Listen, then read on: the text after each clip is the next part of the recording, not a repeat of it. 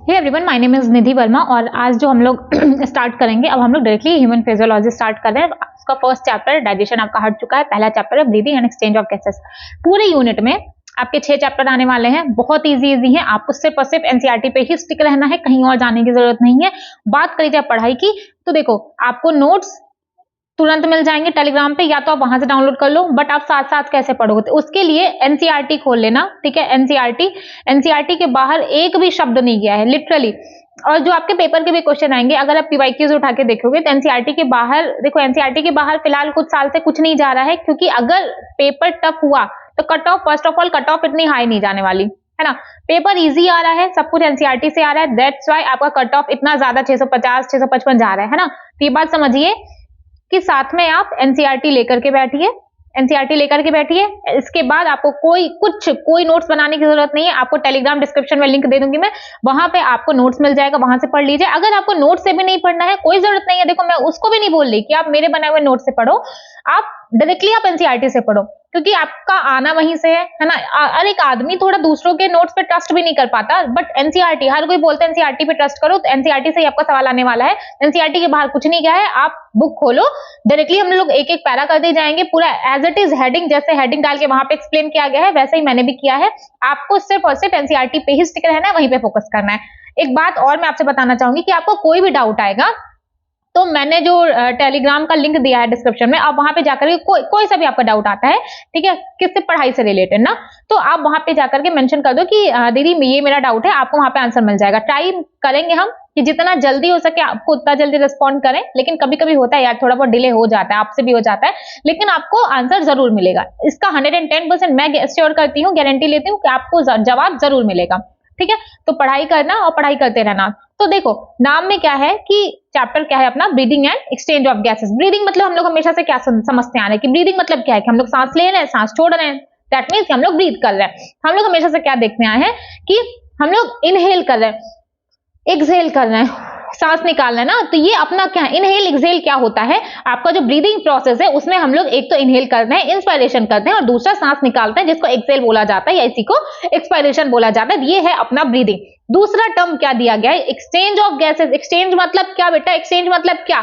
आदान प्रदान, लेन देन। किसका लेन देन, आपको ऑक्सीजन, आप ह्यूमन बीइंग हो ना, तो आपके अंदर ऑक्सीजन जाएगी और आपके अंदर की जो भी आपके टिश्यू में CO2 है, ठीक है, वो सारी चीजें आपकी बाहर आ जाएंगी। तो ये है आपका एक्सचेंज ऑफ गैसेस। ब्रीदिंग मतलब क्या है, नॉर्मली जो आप इनहेल एक्सहेल कर रहे हो वो आपका ब्रीदिंग है बट जो आपका O2 ऑक्सीजन अंदर जा रही है, जो ऑक्सीजन आपकी बाहर आ रही है, वो है आपको एक्सचेंज ऑफ गैसेस। आपको नाम से जाहिर हो रहा है कि exchange of gases, that's it. इसके बाद आप समझो, सबको क्या लगता है कि जो आप ब्रीदिंग है, ब्रीदिंग और रेस्पिरेशन एक चीज है, बट ये डिफरेंट है। ब्रीदिंग मतलब नॉर्मली आप इंस्पायर कर रहे हो या फिर आप एक्सपायर कर रहे हो, ये है आपका ब्रीदिंग। बट रेस्पिरेशन एक पूरा प्रोसेस होता है कि किस तरीके से O2 का यूटिलाइजेशन होता है, ऑक्सीजन को हम लोग यूज करते हैं और वहां से ऑक्सीजन ATP बनवाते हैं ना। अब अपने बॉडी में क्या होता है, लगातार कैटाबॉलिक रिएक्शन चलती रहती है, मतलब O2 आपका यूज हो रहा है एंड एट द एंड आपका क्या बन रहा है, आपका एनर्जी प्रोड्यूस हो रहा है। अब आपको O2 यूटिलाइज किस तरीके से हो रहा है, ब्रेक डाउन होता है, किसका, मॉलिक्यूल्स का ब्रेक डाउन होता है, तब आपका O2 यूटिलाइज होता है और एनर्जी प्रोड्यूस करता है, और साथ ही साथ CO2 भी रिलीज करता है। यहां से कोई सवाल नहीं आने वाला, सिर्फ आपको समझने के लिए बताया जा रहा है कि क्या है ब्रीदिंग, क्या है रेस्पिरेशन, दोनों में क्या डिफरेंस आता है, सिर्फ आपको समझने के लिए बताया जा रहा है। यहां से कोई सवाल नहीं आने वाला है ना। वो आपसे ये नहीं पूछने वाले ब्रीदिंग में क्या होता है, कौन से एयर आप ह्यूमन हो, कौन से एयर अंदर ले रहे हो, कौन से एयर निकाल रहे हो, इतना भी सिली क्वेश्चन नहीं पूछने वाले। बट आप समझो, ब्रीदिंग मतलब इंस्पिरेशन, और ब्रीदिंग में आपका इनहेल एक्सहेल जो आप करते हो वही है आपका ब्रीदिंग। और रेस्पिरेशन एक प्रोसेस होता है जब हम लोग O2 का यूटिलाइजेशन करके एनर्जी प्रोड्यूस करते हैं, वो होता है आपका क्या, रेस्पिरेशन होता है, एंड एट द एंड आपकी CO2 रिलीज होती है। खत्म बात, इतना समझ में आ गया। इसके बाद देखो, जो ब्रीदिंग की मैकेनिज्म है, देखो अब धरती पे जितने भी एनिमल्स हैं आपके अर्थ पे, हर कोई एक तरीके का नहीं है। सिंपल सी चीज है, हर कोई एक तरीके का नहीं है। आपके 2 पैर हैं, गधे जो आपको आपके फैमिली वाले बोलते हैं, आपके टीचर्स बोलते हैं, उनके तो 4 पैर होते हैं, तो आप एक्चुअली गधे हो नहीं हो, वो अलग हैं, आप अलग हैं। फिशेस होती हैं, एम्फीबियंस होते हैं, ठीक है, ऑर्थ्रोपोड्स हैं, इंसेक्ट्स हैं, हम लोग कितनी सारे एनिमल्स के बारे में पढ़ेंगे एनिमल किंगडम में। तो क्या हर किसी का पैटर्न एक है? नहीं। और अगर नहीं, हर कोई एक तरीके से ब्रीथ नहीं कर रहा है, तो रीजन क्या है भाई? क्या ऐसी वजह है जिसकी वजह से हर किसी में लंग्स नहीं है, हर किसी का ब्रीदिंग मैकेनिज्म अलग अलग है? तो 2 जवाब आएगा। पहला, एक तो उनका हैबिटेट पे डिपेंड करता है, ब्रीदिंग की जो मैकेनिज्म है वो वेरी करती है ऑर्गेनिज्म टू ऑर्गेनिज्म, और इसका क्यों वेरी कर रही है, वो क्यों वो एक नहीं है? क्योंकि जो भी एनिमल्स हम लोग देखते हैं सबका हैबिटेट एक जैसा नहीं है, सारे एक जैसे आपके जैसे घर में नहीं रह रहे हैं, सब अलग अलग रह रहे हैं, तो सबका हैबिटेट अलग अलग है, सबका लेवल ऑफ ऑर्गेनाइजेशन अलग अलग है। मतलब कुछ सेल से मिलकर बने होंगे, कुछ के अंदर प्रॉपर टिश्यू बनेगा, कुछ के अंदर प्रॉपर ऑर्गन्स देखने को मिलेंगे। तो इसलिए क्या ब्रीदिंग होता है वो अलग अलग ऑर्गेनिज्म में अलग अलग तरीके का होता है। क्यों अलग अलग तरीके का हो रहा है? फटाफट से जवाब आना चाहिए, क्योंकि एक तो सारे एनिमल्स का हैबिटेट वेरी करता है और साथ ही साथ उनका लेवल ऑफ ऑर्गेनाइजेशन भी डिफरेंट होता है, इसलिए ब्रीदिंग की जो मैकेनिज्म है अलग अलग ऑर्गेनिज्म में अलग अलग होती है। इतना समझ में आ गया? देखो, कोई भी हम लोग एक स्लाइड पढ़ेंगे, पूरा 2 बार रिवाइज करेंगे, पूरा 2 बार रिवाइज करेंगे, यहीं पे पढ़ेंगे, यहीं पे खत्म करेंगे, इसके बाद जाके फटाफट से एनसीईआरटी पढ़ोगे, उसके बाद क्वेश्चन कर लेना। इतना करो यार, इतना करना पड़ेगा, ठीक। अब हम लोग कुछ एनिमल्स का नाम पढ़ेंगे। जैसे जब आप एनिमल किंगडम पढ़ोगे तो उसमें से लाइन से 3 दिए गए, कौन कौन से दिए गए हैं? पोरीफेरा, पोरीफेरा में स्पंजेस आते हैं, पोरीफेरा, सीलेंट्रेटा और प्लेटवॉर्म। पोरीफेरा, सीलेंट्रेटा, प्लेटवॉर्म, तीनों में किस तरीके का रेस्पिरेशन है, किस तरीके से वो ब्रीद कर रहे हैं बॉडी सरफेस से। बॉडी सरफेस से इनका सेलुलर लेवल होता है, ये बॉडी सरफेस से ब्रीद करते हैं डिफ्यूजन के थ्रू। स्पंजेस का सेलुलर लेवल होता है। खैर, तो स्पंजेस, सीलेंट्रेट, प्लेटवॉर्म, किस तरीके से इनमें ब्रीदिंग हो रहा है? इनमें ब्रीदिंग हो रहा है बॉडी सरफेस से। अर्थवर्म, अर्थवर्म आप देखते हो थोड़ी सी चिकनी सी उसकी सरफेस रहती है, तो वो कहां से करेगा रेस्पिरेशन? मॉइस्ट क्यूटिकल से करेगा। इंसेक्ट, इंसेक्ट कैसे करेगा? Tracheal tube. अभी कुछ दिन पहले हम लोगों ने कॉकरोच खत्म किया है, तो कॉकरोच में भी क्या होता है? कॉकरोच में भी क्या होता है? कॉकरोच में भी आपका क्या होगा? ट्रैकियल ट्यूब होगा। मैंने अलग से इसलिए मेंशन किया क्योंकि ये आपके चैप्टर में दिया गया है, आपकी बुक में दिया गया, तो इसलिए यहां से सवाल आ सकता है। तो हम लोगों ने क्या क्या पढ़ा, फटाफट से मेरे सामने देखो। स्पंजेस, सीलेंट्रेट, प्लेटफॉर्म, कहां से कर रहा है रेस्पिरेशन? कहां से कर रहा है ब्रीदिंग? उनमें ब्रीदिंग कहां से हो रही है? उनमें ब्रीदिंग हो रही है बाय जनरल बॉडी सरफेस, कैसे? डिफ्यूजन के थ्रू। फिर सेकंड नंबर पे आया अपना अर्थवर्म आया। अर्थवर्म कैसे कर रहा है? अर्थवर्म कर रहा है उसकी मॉइस्ट क्यूटिकल से। फिर आया इंसेक्ट, इंसेक्ट किस तरीके से कर रहा है?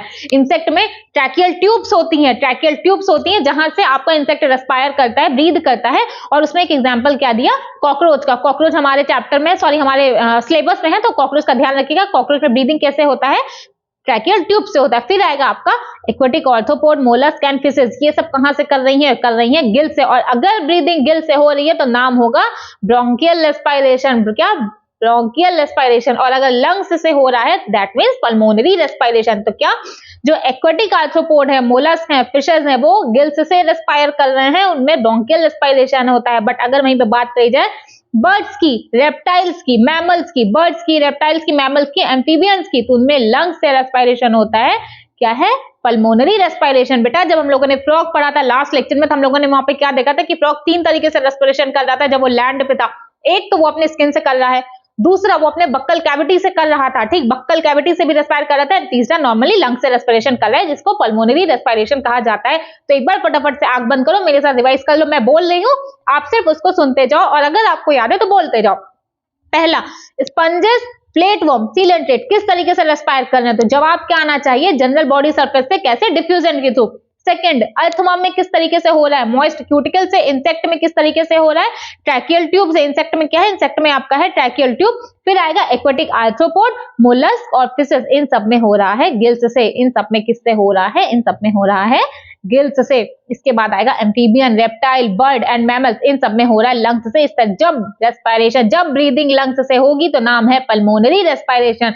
फ्रॉग किन 3 तरीकों से रेस्पिरेशन कर रहा है? स्किन, बक्कल कैविटी और लंग्स से। ठीक है, इतना समझ में आ गया। इसके बाद देखो, जो इसके बाद अपना टॉपिक दिया गया एनसीईआरटी में, human respiratory system. Human respiratory system आपका क्या होता है आप यहाँ पे देख लो। देखो, अपना जो ह्यूमन है उसका एक्सटर्नल नॉस्ट्रिल, ये है अपना नोज, है ना, एक्सटर्नल नॉस्ट्रिल से स्टार्ट होता है, एक्सटर्नल नॉस्ट्रिल। फिर पैसेज आएगा, नाजल पैसेज आता है। इसके बाद आएगा नाजल चैम्बर आएगा।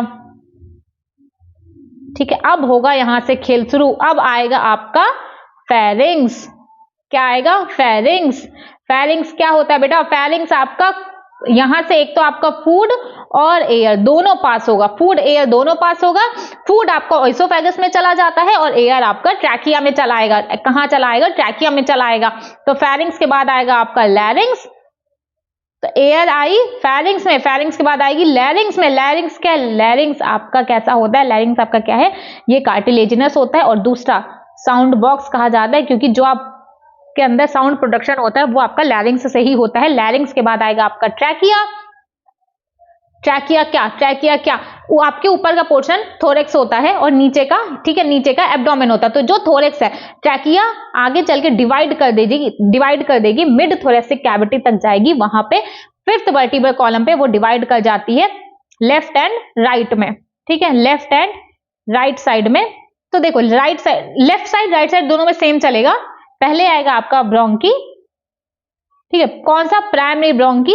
फिर देखो 3 है, प्राइमरी ब्रोंकी, सेकेंडरी, फिर टर्शरी ब्रोंकी, ठीक है, इतना समझ में आ गया। इसके बाद आएगा आपका ब्रोंकियोल। ब्रोंकियोल में 2 कौन कौन सा? Initial bronchiole, then terminal bronchiole. और टर्मिनल ब्रोंकियोल के बाद आ जाएगा आपका एल्वियोलाई। एल्वियोलाई वही वो जो वैस्कुलर बैग लाइक स्ट्रक्चर होता है जहां पे आपका डिफ्यूजन होगा, एक्सचेंज ऑफ गैसेस जहां पे होता है, वो होता है आपका एल्वियोलाई। वैस्कुलराइज्ड होता है, बैग लाइक स्ट्रक्चर होता है। सबसे पहले क्या है आपका? सबसे पहले है यही चीज यहाँ पे लिखी गई कि सबसे पहले है आपका नॉस्ट्रिल। नॉस्ट्रिल के बाद फटाफट से मेरी तरफ देखो, सबसे पहले क्या है? नॉस्ट्रिल। नॉस्ट्रिल के बाद नाजल पैसेज, फिर नाजल चैम्बर, फिर फेरिंग्स। फेरिंग्स क्या है? फेरिंग्स कॉमन पैसेज है किसका? फूड एंड एयर का। फिर आएगा आपका लैरिंग्स। लैरिंग्स क्या होता है? लैरिंग्स कार्टिलेजिनस बॉक्स है, साउंड प्रोड्यूस करता है। और लैरिंग्स के बाद आता है आपका ट्रैकिया। लैरिंग्स के बाद आता है आपका ट्रैकिया। ट्रैकिया आपकी स्ट्रेट ट्यूब है, कहां तक जा रही है? मिड थोरेसिक कैविटी, ऊपर का portion thorax, mid thoracic cavity तक जाएगी और फिर 5th वर्टिब्रा पे डिवाइड होके, जैसे ये आपकी ट्रैकिया है तो 5th ये आपकी ट्रैकिया है, यहां पे ऐसे लेफ्ट एंड राइट पोर्शन में डिवाइड हो जाती है, ठीक है। ये समझो ना यार, ये देखो, ये है ना, ये ट्रैकिया है, ये इधर डिवाइड हो गई, इधर डिवाइड हो गई, इधर इधर इधर इधर इधर इधर, समझ गए? यही लिखा गया है कि लेफ्ट एंड राइट साइड में डिवाइड हो जाती है। इसके बाद क्या? इसके बाद trachea left and right side में डिवाइड हो गई, है ना। किस पे हुई? 5th वर्टिब्रा पे हुई है, 5th वर्टिब्रा पे हुई है। तो लेफ्ट एंड राइट साइड जो चीजें यहां लिखी गई है वही सेम चीज यहां पे भी होती है। लंग्स में सेम तो होगा ना, कुछ अलग थोड़े हो जाएगा। तो राइट देख लो क्या क्या है। पहले आएगा प्राइमरी ब्रोंकी में 3, primary, secondary and tertiary. Primary bronchi, secondary bronchi, tertiary bronchi. Bronchi के बाद ब्रोंकियोल, पहले छोटा फिर बड़ा, पहले ब्रोंकी फिर आएगा ब्रोंकियोल। पहले primary bronchi, secondary bronchi, tertiary bronchi, फिर इनिशियल ब्रोंकियोल, टर्मिनल ब्रोंकियोल। और टर्मिनल ब्रोंकियोल किसमें खुल जाता है? आपका एल्वियोलाई में खुल जाता है। एल्वियोलाई क्या है? एल्वियोलाई आपका थिन है और वैस्कुलर है और बैग लाइक स्ट्रक्चर होता है। समझ गए इतनी सी बात? अब एक बात आप समझो, ये सब तो चलो ठीक है, ठीक है, ये सब तो चलो ठीक है। क्या ये सारी चीजें ऐसे हवा में लटकी हुई हैं? तो जवाब आएगा नहीं, वो सपोर्टेड होती हैं किससे? ट्रैकिया से लेकर के इनिशियल ब्रैंकियोल। ध्यान रखिएगा, यहाँ पे 2-3 चीजें आपको मेंशन की गई हैं, स्पेसिफाई किया गया है, तो उसको ध्यान रखिएगा कि ट्रैकिया से लेके इनिशियल ब्रैंकियोल, टर्मिनल नहीं है, ध्यान रखिएगा, टर्मिनल नहीं है, यहीं से सवाल पूछेगा। ट्रैकिया से लेकर के इनिशियल ब्रोंकियोल तक सपोर्ट होता है किसका? इनकम्प्लीट कार्टिलेजिनस रिंग्स पाई जाती हैं, सी शेप्ड होती हैं, कुछ इस तरीके की। पीछे ये ट्यूब है, इस तरीके की सी शेप्ड, ये देखो, ये दिख रहा है, ये सी शेप्ड जो रिंग है ना, ये इनकम्प्लीट है, मतलब पीछे के साइड पे वो ओपन होती हैं, इनकम्प्लीट इस तरीके की रिंग्स होती हैं, ठीक है। सी शेप्ड है, कार्टिलेजिनस रिंग्स हैं। इतना समझ में आ गया? तो यही लिखा गया है कि जो सपोर्टेड है इनकम्प्लीट कार्टिलेजिनस रिंग्स से, कहां से? ट्रैकिया से लेकर के इनिशियल ब्रोंकियोल तक। अब अगर बात करी जाए कि लंग्स किससे मिलकर बना है, तो आप यहाँ पे देखो, ये आपका लंग्स है, ठीक, ये आपकी ट्रैकिया थी, ट्रैकिया आपकी डिवाइड हो गई, left side right side, trachea आपकी डिवाइड हो गई। तो जब ट्रैकिया डिवाइड हुई, उसके अंदर की जितनी भी चीजें आएंगी वो सभी तो आपका लंग्स बनानी है, वो सब कुछ तो आपका लंग्स बनानी है। तो ट्रैकिया के बाद जितनी भी चीजें, ट्रैकिया को छोड़ दिया जाए तो जितनी भी चीजें आती हैं, ये सब मिलकर के आपका क्या बनाती हैं? ये सब मिलकर के आपका लंग्स बनाएंगे, सब मिलकर लंग्स बनाएंगे। तो लंग्स क्या क्या बना रहा है? ब्रोंकी, ब्रोंकियोल एंड एल्वियोलाई मिलके आपका लंग्स बना रही है। ब्रोंकी में तीनों ब्रोंकी, कौन सा? Primary, secondary, tertiary. ब्रोंकियोल में आपका दोनों, कौन सा? Initial and terminal bronchiole, and फिर देन आपका एल्वियोलाई। तो लंग्स कौन कौन, सवाल आता है, लंग्स कौन कौन मिलके बना रहा है?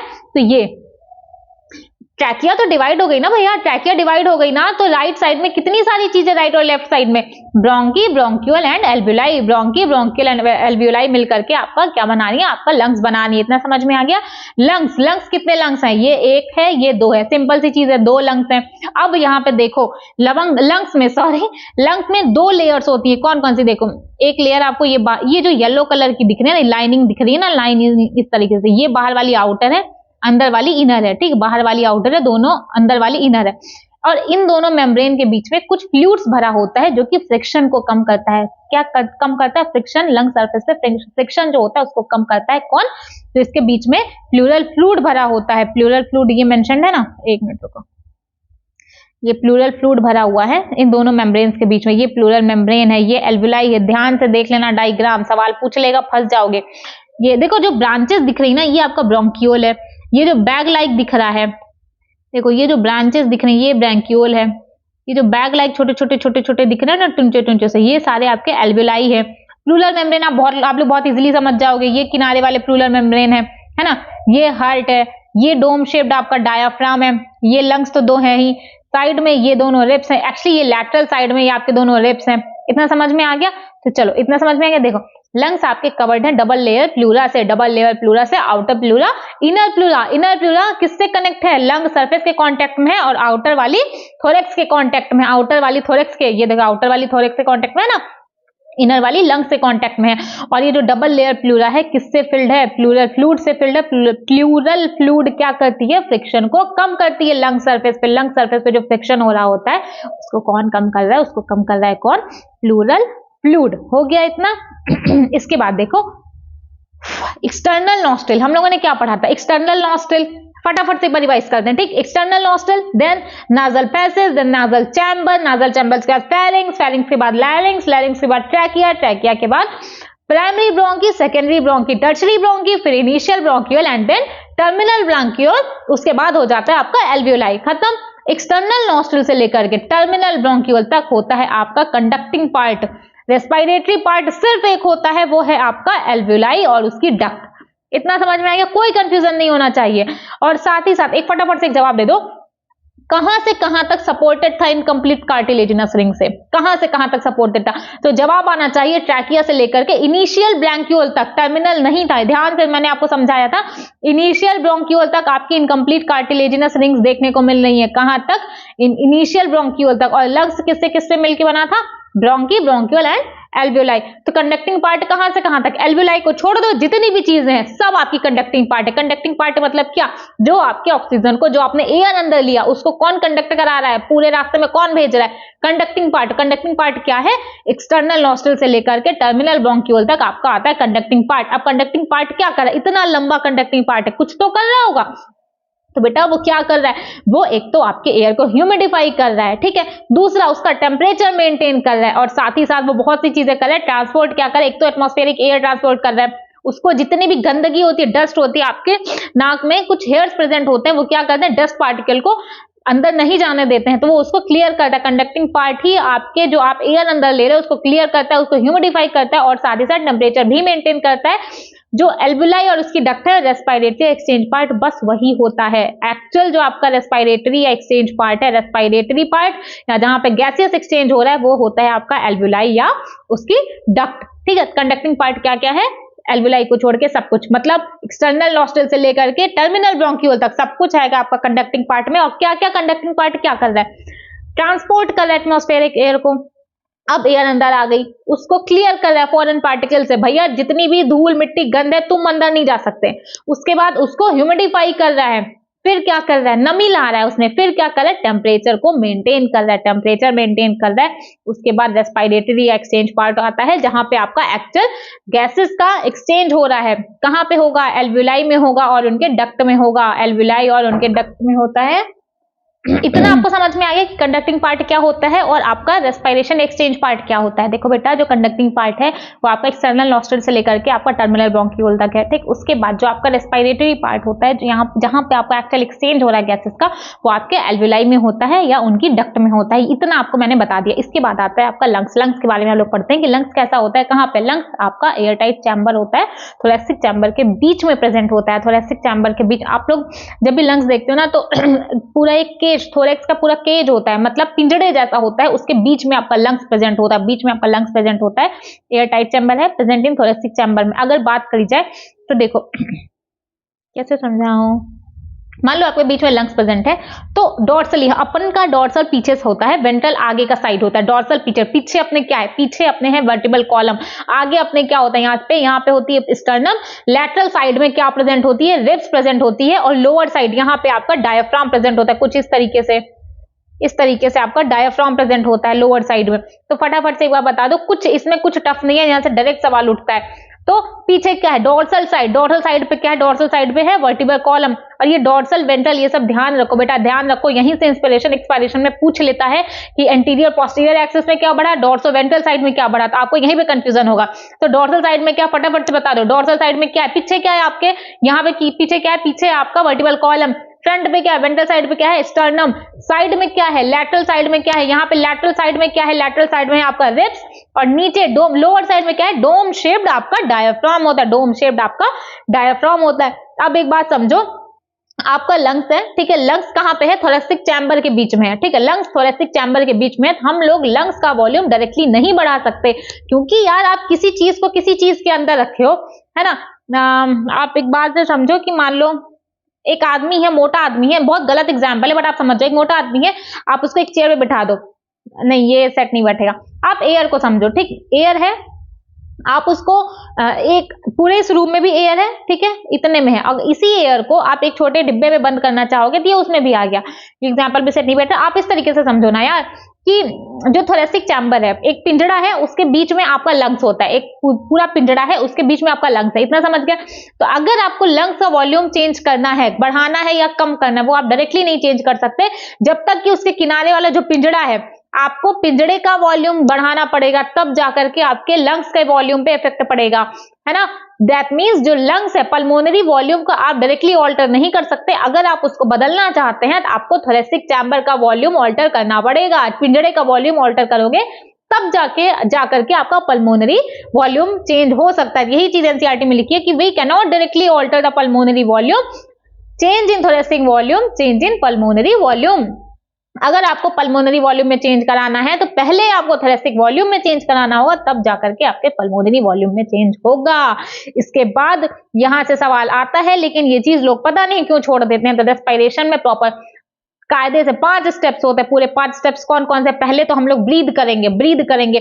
पहला है ब्रीदिंग, या इसी को बोलते हैं pulmonary ventilation. That means air अंदर आ गई, एयर बाहर चली गई, ये है आपका पहला। उसके बाद होता है डिफ्यूजन। डिफ्यूजन 2 जगह होगा, ध्यान रखना, डिफ्यूजन 2 जगह होगा। पहला कहाँ होगा, पहला होगा आपके लंग्स पे, दूसरा होगा, ठीक है, पहला होगा आपके लंग्स मतलब एल्वियोलर मेम्ब्रेन पे, दूसरा होगा ब्लड एंड टिश्यू के बीच में। आपको सब समझ में आएगा। देखो ये आप समझो, ये आपने एयर अंदर ले ली, ये आपने एयर अंदर ले ली, ठीक, एयर अंदर ले ली। इसके बाद क्या हुआ, इसके बाद यहाँ पे ये आपका एल्वियोलर है, ठीक है, एल्वियोलस। यहां पे आप देख रहे हो डिफ्यूजन हो रहा है, किसका, O2 एंड CO2 का। कहां पे, एल्वियोलर मेम्ब्रेन पे O2 एंड CO2 का क्या हो रहा है बेटा, डिफ्यूजन हो रहा है। ये है आपका सेकंड स्टेप, समझ गए। इसके बाद क्या होगा, इसके बाद आपका ब्लड, ये आपका O2 आ जाएगा हार्ट के पास। हार्ट क्या करेगा, लेफ्ट साइड में हार्ट क्या करेगा, यहां से ब्लड को प्योर करके, प्योर ब्लड आपका भेज देगा, कहां पे भेज देगा, टिश्यू में। ये जो ब्लड का ट्रांसपोर्ट हो रहा है, ये होता है आपका थर्ड स्टेप। ट्रांसपोर्ट हो रहा है गैसेस का ब्लड में, ये है होता है आपका थर्ड स्टेप। उसके बाद क्या होता है, उसके बाद वापस से डिफ्यूजन होगा गैसेस का, कहां पे, इस बार होगा बिटवीन ब्लड एंड टिश्यू।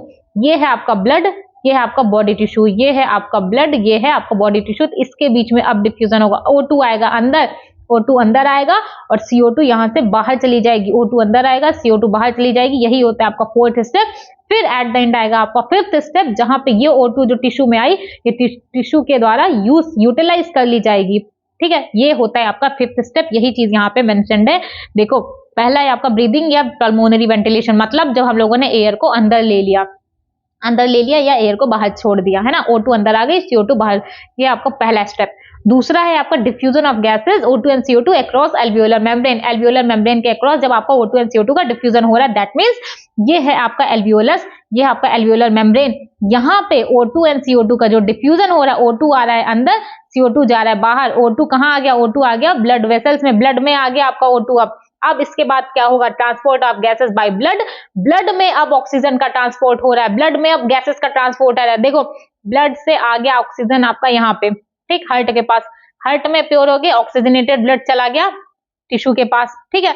और यहीं पे देख लो CO2 बाहर निकली, वापस से ब्लड में गई, ठीक है, इम्प्योर ब्लड, डीऑक्सीजनेटेड ब्लड गया हार्ट में, यहाँ से चला गया CO2 यहाँ से एल्वियोलर से वापस से CO2 बाहर चली गई, ठीक है।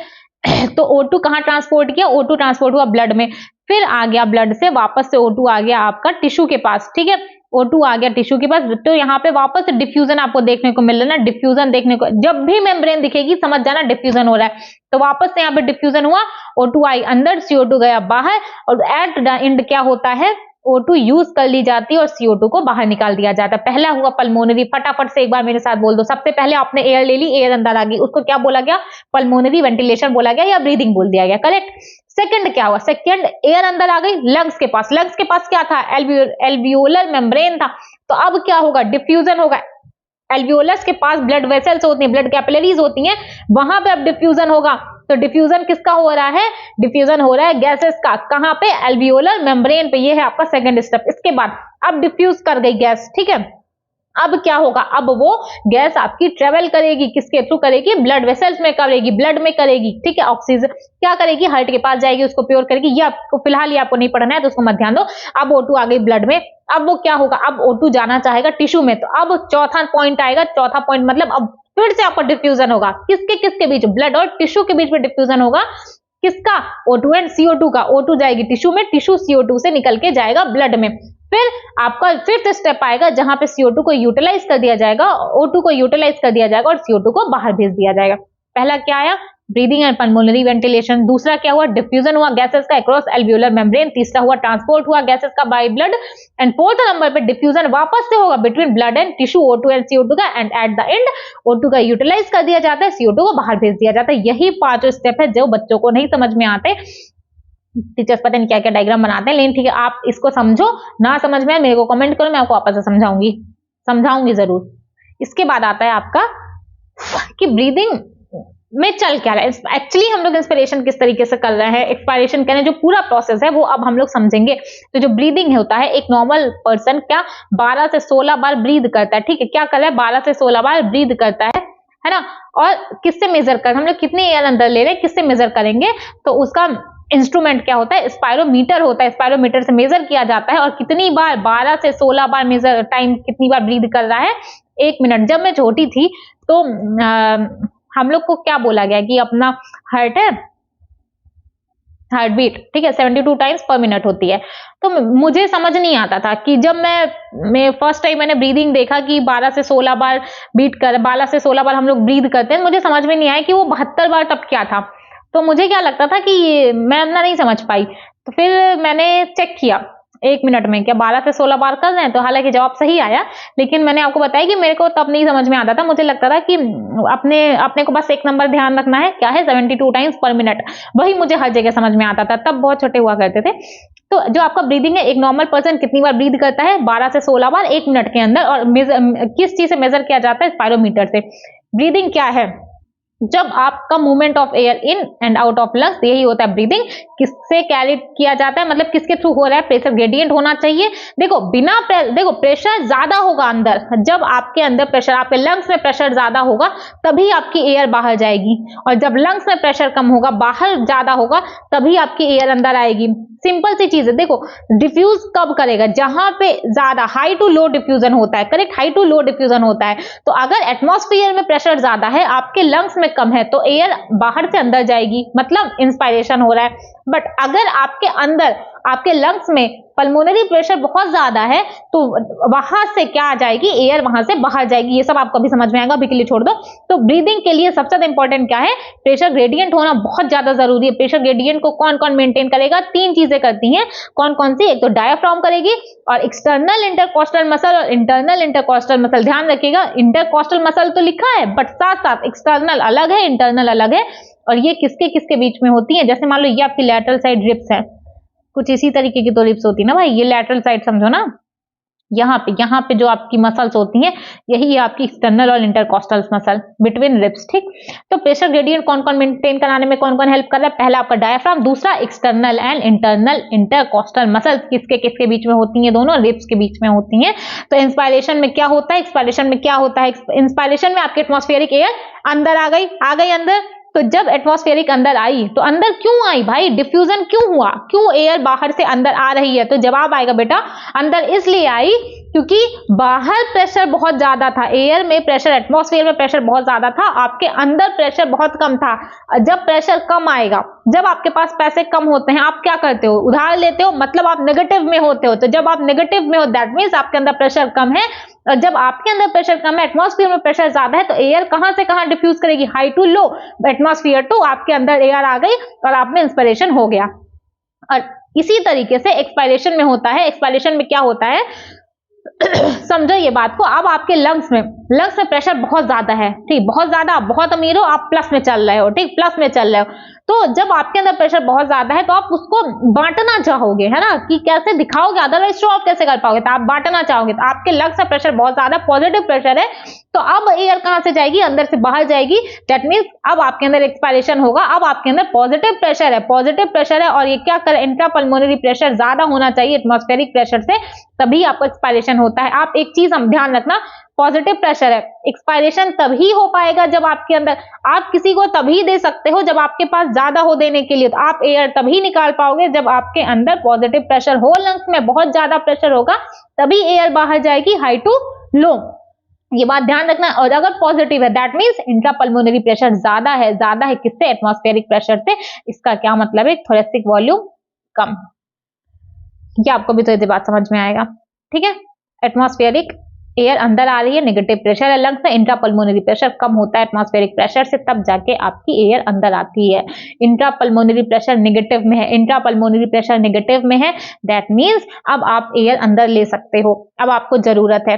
समझ गए, इतना सीधी सी बात। उधार पैसे से लिंक कर दो, आपको समझ में आ जाएगा। पैसा ज्यादा है मतलब अगर आपके अंदर प्रेशर ज्यादा है तो आप बांटना चाहोगे, एक्सपायरेशन हो जाएगा। अंदर पॉजिटिव पल्मोनरी प्रेशर है, पॉजिटिव प्रेशर है लंग्स में। वहीं पे अगर आपके अंदर प्रेशर कम है, यानी कि पैसा नेगेटिव में चल रहा है, दैट मींस प्रेशर कम है और आप क्या करोगे, आप पैसा लेना चाहोगे, आप एयर लेना चाहोगे, तो आपके अंदर इंस्पायरेशन होता है। सिंपल सी चीज है। अब देखो इंस्पिरेशन में क्या होता है। अब एक बात समझो कि आपका डायफ्राम है, इस तरीके का आपका डायफ्राम होता है, ठीक है, डोम शेप्ड होता है ना बेटा, डोम शेप्ड है ना, ठीक है, डोम शेप्ड मतलब इस तरीके से कुछ। तो जब डायफ्राम में कॉन्ट्रैक्शन होता है तो कॉन्ट्रैक्शन करके ये जो ऐसे था ना डोम शेप्ड, ये अब स्ट्रेट हो जाता है। अब एक बात समझो, कैसे समझोगे, देखो इसको समझो, ये आपका इंटीरियर साइड है, ये आपका पोस्टीरियर साइड है। मैं सिर्फ आपको समझाने के लिए बता रही, ये इंटीरियर साइड है, ये पोस्टीरियर साइड है, ठीक। पीछे वाला डॉर्सल साइड है, आगे वाला वेंट्रल साइड है। इतना समझ में आ गया। तो देखो अब बात यहां से समझो कि देखो ये जो डायफ्राम है, डायफ्राम आपका सीधा हुआ है, तो ये डायरेक्शन कौन सी थी, ये डायरेक्शन कौन सी थी, ये डायरेक्शन थी एंटीरियर पोस्टीरियर। तो एंटीरियो पोस्टर एक्सिस में, एंटीरियो पोस्टीरियर एक्सिस में आपका डायफ्राम कॉन्ट्रैक्ट करता है। ये थोरेसिक वॉल्यूम को किस साइड बढ़ाएगा, एंटीरियो पोस्टीरियर साइड में बढ़ाएगा, क्योंकि डायफ्राम आपका इसी तरीके से तो कॉन्ट्रैक्ट करके इधर से सीधा हो गया। तो ये कौन सी साइड थी अपनी, ये साइड थी एंटीरियर एंड ये थी पोस्टीरियर। डायफ्राम जब कॉन्ट्रैक्ट करेगा थोरेसिक वॉल्यूम बढ़ेगा, किस डायरेक्शन में बढ़ेगा, एंटीरियो पोस्टीरियर एक्सिस में बढ़ेगा। ये चीज ध्यान रखना, सवाल गलत हो ही नहीं सकता यार, ये एंटीरियर ये पोस्टीरियर। तो जब ये था आपका डायफ्राम, ये था डायफ्राम, तो जब डायफ्राम कॉन्ट्रैक्ट कर रहा है, सीधा हो रहा है, तो किस डायरेक्शन में सीधा हो रहा है, इसी डायरेक्शन में, तो एंटीरियो पोस्टीरियर एक्सिस में। जब आपका एंटीरियर है, आपका पोस्टीरियर है, तो डायफ्राम थोरेसिक वॉल्यूम को किस डायरेक्शन में बढ़ा रहा है, एंटीरियो पोस्टीरियर एक्सिस में बढ़ा दिया। ठीक है, एंटीरियर पोस्टीरियर बढ़ा दिया, खत्म। अब एक्सटर्नल इंटरकोस्टल मसल्स, ये जो रिब्स होती हैं, यहाँ पे साइड में रिब्स प्रेजेंट होती है ना, साइड में रिब्स, यहीं पे तो रिब्स प्रेजेंट, यहाँ पे साइड लैटरल साइड में रिब्स प्रेजेंट होती हैं, तो वहीं पे तो आपका एक्सटर्नल इंटरकोस्टल मसल होगा, वहीं पे आपका एक्सटर्नल इंटरकोस्टल मसल होता है, ये आपके लिफ्ट करता है, रिब्स को लिफ्ट करेगा किस साइड में, आपका डॉर्सोवेंट्रल साइड में क्या, पीछे क्या है, डॉर्सल है ना, आगे वेंट्रल है, तो जब लिफ्ट करेगा, जैसे ये है, ये लिफ्ट कर रहा है, किस साइड में कर रहा है, ये करता है आपका डॉर्सोवेंट्रल साइड में, तो ये थोरेसिक वॉल्यूम को किस साइड बढ़ा रहा है, ये देखो, ये डॉर्सोवेंट्रल साइड है, ये मैंने क्या बोला था, डॉर्सोवेंट्रल है, ये डॉर्सोवेंट्रल साइड है, ये वापस से बढ़ गया, डायफ्राम इधर बढ़ गया, डायफ्राम सीधा हो गया, और ये रिब्स की वजह से ये आपका इधर का वॉल्यूम बढ़ गया, तो ओवरऑल आपका थोरेसिक वॉल्यूम बढ़ गया, जिसकी वजह से आपका पल्मोनरी वॉल्यूम भी बढ़ गया है। इतना समझ गया। थोरेसिक वॉल्यूम, जब डायफ्राम कॉन्ट्रैक्ट किया तब थोरेसिक वॉल्यूम किधर बढ़ा है एंटीरियर पोस्टीरियर एक्सिस में, बट जब एक्सटर्नल इंटरकोस्टल मसल्स कॉन्ट्रैक्ट करी हैं, उन्होंने जब रिब्स को ऊपर उठाया तो किस डायरेक्शन में उठाया है, थोरेसिक वॉल्यूम को डॉर्सोवेंट्रल एक्सिस में। अब क्या होगा, थोरेसिक वॉल्यूम बढ़ गया, ओवरऑल पल्मोनरी वॉल्यूम बढ़ गया। जब पल्मोनरी वॉल्यूम बढ़ गया तो इंट्रा पल्मोनरी प्रेशर बेटा कम हो गया। वॉल्यूम बढ़ता है तो प्रेशर कम होता है। जैसे अब ये एग्जांपल काम आएगा, अपना रूम है, रूम में बहुत ढेर सारी एयर है, करेक्ट, रूम में बहुत ढेर सारी एयर है, इधर उधर बिखरा हुआ है ना, समझ गए। तो अब क्या है, वॉल्यूम ज्यादा है, रूम का वॉल्यूम बहुत ज्यादा है, प्रेशर, जब सारी चीजें दूर दूर है तो प्रेशर कम लग रहा है। बट वहीं पे अगर आप इसको एक छोटे से डिब्बे में रखना चाहोगे, सारे जो आपके एयर के पार्टिकल्स थे वो सारे एकदम नजदीक नजदीक आ गए। नजदीक आने से क्या हो गया कि उनके बीच में प्रेशर अब ज्यादा लगेगा, अब उनके बीच में प्रेशर बढ़ गया वॉल्यूम कम होने से। तो यही बात समझिएगा कि जब वॉल्यूम ज्यादा होगा तो प्रेशर कम होगा, जब वॉल्यूम ज्यादा होगा प्रेशर कम होगा। इतनी बात समझ में आ गई, वॉल्यूम ज्यादा प्रेशर कम। आप एक बात और समझो, एक बहुत बड़ा रूम है, आप ढेर सारे भाई बहन हो, ठीक है, बहुत बड़ा रूम है, ढेर सारे भाई बहन है, कोई इस कोने में पड़ा है, कोई इस कोने में पड़ा है, कोई इस कोने में पड़ा है। लेकिन अगर छोटा सा रूम होगा, सब खूब प्रेशर लगाओगे, खूब लड़ाई झगड़ा करोगे, क्योंकि आपको ज्यादा स्पेस चाहिए होगा। तो दैट मीन्स क्या, ये गलत एग्जांपल है बट आप यहां से समझ सकते हो कि आप एक छोटी जगह में कंजेस्टेड फील करोगे, आपको लड़ाई झगड़ा करने का मन करेगा, आपके बीच में खूब घमासान युद्ध छिड़ेगा, ठीक है। लेकिन वहीं पे अगर रूम बड़ा है, वॉल्यूम ज्यादा है, आप लोग को कोई फर्क ही नहीं पड़ रहा है, आपका प्रेशर कम होगा, आपको कोई फर्क नहीं पड़ना है देश दुनिया से क्या हो रहा है। तो यही चीज होती है, वॉल्यूम ज्यादा होगा तो प्रेशर कम होगा, अगर प्रेशर कम होगा तो एयर हवा लंग्स में आ जाएगा। जब इंट्रा पल्मोनरी प्रेशर कम होगा, पल्मोनरी प्रेशर जब नेगेटिव में होगा, एयर तभी अंदर आएगी। समझो ये बात। इंस्पिरेशन में क्या हुआ, इंस्पिरेशन में बताओ मेरे साथ, इंस्पिरेशन में क्या हुआ। फर्स्ट इंस्पिरेशन में क्या हुआ, इंस्पिरेशन में आपका डायफ्राम कॉन्ट्रैक्ट किया, जब डायफ्राम कॉन्टैक्ट किया तो क्या हुआ, इंटीरियर पोस्टीरियर एक्सिस से उसने थोरेसिक वॉल्यूम को इंक्रीज कर दिया। लेकिन जब एक्सटर्नल इंटरकोस्टल मसल्स कॉन्ट्रैक्ट की, जब उन्होंने रिब्स को ऊपर उठाया, किस डायरेक्शन में बढ़ा वॉल्यूम थोरेसिक वॉल्यूम का, डॉर्सोवेंट्रल एक्सिस में बढ़ गया। अब क्या होगा, जब थोरेसिक वॉल्यूम बढ़ गया तो इससे पल्मोनरी वॉल्यूम बढ़ेगा, जब पल्मोनरी वॉल्यूम बढ़ेगा तो इंट्रा पल्मोनरी प्रेशर कम हो जाएगा और एयर अंदर आ जाएगी। इसके बाद आएगा आपका एक्सपिरेशन। जितनी चीजें यहाँ पे बहुत स्टाइल में थी वो अब सब शांत हो जाएंगी। डायफ्राम, एक्सटर्नल इंटरकोस्टल मसल सब रिलैक्स हो गई, एक्सटर्नल नॉर्मल हो गया, थोरेसिक वॉल्यूम कम हो गया। जब सब नॉर्मल हो गया यार, सब नॉर्मल हो गया तो थोरेसिक वॉल्यूम तो अपने आप कम हो गया ना। तो जब थोरेसिक वॉल्यूम कम हो गया, पल्मोनरी वॉल्यूम कम हो गया, और जब वॉल्यूम कम हो गया तो प्रेशर बहुत ज्यादा हो गया। मैंने क्या बोला था, जब वो पूरे एयर पार्टिकल को जब एक छोटे से डिब्बे में लाके रखना चाहोगे तो क्या होगा, उनके बीच में उस टाइम पे प्रेशर बहुत ज्यादा लगेगा। वॉल्यूम कम, प्रेशर ज्यादा, एयर बोलेगी अब मेरे को नहीं रहना, मेरे को बाहर जाना है, एयर चली जाएगी बाहर। आपको सिर्फ इतना ध्यान रखना है, यहीं से आपका सवाल बन जाएगा, ठीक है। ये थोड़ा ध्यान रखिएगा, interior posterior axis, dorsoventral axis, but आप ये ध्यान रखिएगा कि इंस्पिरेशन क्या होता है, एक्सपिरेशन क्या होगा। एक्सपायरेशन आप बाहर तब बांट सकते हैं जब आपके पास ऑलरेडी उतना ज्यादा पैसा हो, आप उतने पॉजिटिव में चल रहे हो, तो मतलब प्रेशर ज्यादा होना चाहिए, तब जाके एयर बाहर निकलेगी। और प्रेशर कम होगा तब जाके आप, यार जब आपके पास पैसा नहीं होगा तभी तो आप इधर उधर पैसा मांगते रहते हो। तो जब मेरे पास पैसा नहीं होता, मैं अपनी दीदी से पैसे मांग लेती हूँ, तो जब मेरे पास है मैं क्यों मांगूंगी, मतलब ईमानदारी है थोड़े मेरे अंदर, तो इसलिए मेरे पास रहता है मैं नहीं मांगती। तो जब मेरे पास नहीं रहता है तो मैं चाहती हूँ ना कि मेरे को पैसा मिले। तो जब आपके लंग्स में प्रेशर कम होगा तभी बाहर से हवा अंदर आएगी, तब आपके अंदर इंस्पिरेशन होता है। आई होप आपको समझ में आया होगा। नहीं समझ में आएगा तो कमेंट करिएगा, मैं आपको फिर से समझा दूंगी। हो गया इतना। अब इसके बाद क्या होता है, देखो एक बात ध्यान रखिएगा, एक्सटर्नल इंस्पिरेशन में भी एक्सपायरेशन में भी एक्सटर्नल होता है, दो कॉस्टल मसल्स होती हैं, एक होगी एक्सटर्नल इंटरकॉस्टल मसल, एक होती है इंटरनल इंटरकॉस्टल मसल। ये रिब्स के बीच में ही दोनों है, ये आपकी रिब्स है, इसी के बीच में आपको एक्सटर्नल इंटरनल दोनों कॉस्टल मसल्स प्रेजेंट हैं। बट जब हम लोग इंस्पिरेशन और एक्सपिरेशन कर रहे हैं, एक्सपायरेशन, तो दोनों में सिर्फ एक्सटर्नल यूज होती है, इंटरनल सिर्फ एक जगह होगी जब हम लोग फोर्सफुल इंस्पिरेशन या एक्सपायरेशन करेंगे। जब हम लोग जबरदस्ती प्राणायाम करते हैं तब जो मसल्स आती है वो होती हैं आपकी एडिशनल मसल्स, कहाँ की, एब्डोमेन की। और कौन सी होती हैं, इंटरनल इंटरकॉस्टल मसल। प्राणायाम के ड्यूरिंग कल करके देखना, तब आपको समझ में आएगा। जब आप प्राणायाम करते हो तो उस टाइम वो फोर्सफुल एक्सपायरेशन और इंस्पायरेशन होगा, बहुत गहरी सांस लेना, बहुत गहरी सांस छोड़ना, ठीक है। तो ये होता है किससे होगा, एब्डोमेन की एडिशनल मसल से और साथ ही साथ इंटरनल इंटरकॉस्टल मसल से। मेरे को नहीं लगता आपको यहाँ पे सवाल गलत होना चाहिए, एक बार पढ़ जरूर लेना। ये आएगा बहुत कठिन पार्ट, ऐसा आपको लगता है, लेकिन चलो एक बार कर लेते हैं। एक बात ध्यान रखना भैया कि ये जो है ना, यहाँ से सवाल एक आएगा, फिक्स है यहाँ से सवाल एक आएगा, तो एटलीस्ट यहाँ से गलत, जहां पे पता है आपको सवाल आने वाला है वहां से गलत मत करो। याद करने का तरीका मैं आपको बता दूंगी, आप उस तरीके से याद कर लीजिएगा। देखो टाइडल वॉल्यूम क्या है, सिंपल सी चीज है, वॉल्यूम ऑफ एयर। आप जितना इंस्पायर कर सकते हो एक्सपायर कर सकते हो, किसमें, नॉर्मल रेस्पिरेशन में। हम जितनी भी हवा ले रहे हैं, जितनी भी हवा छोड़ पा रहे हैं, वही होता है आपका टाइडल वॉल्यूम। कितना होता है, 500 ml।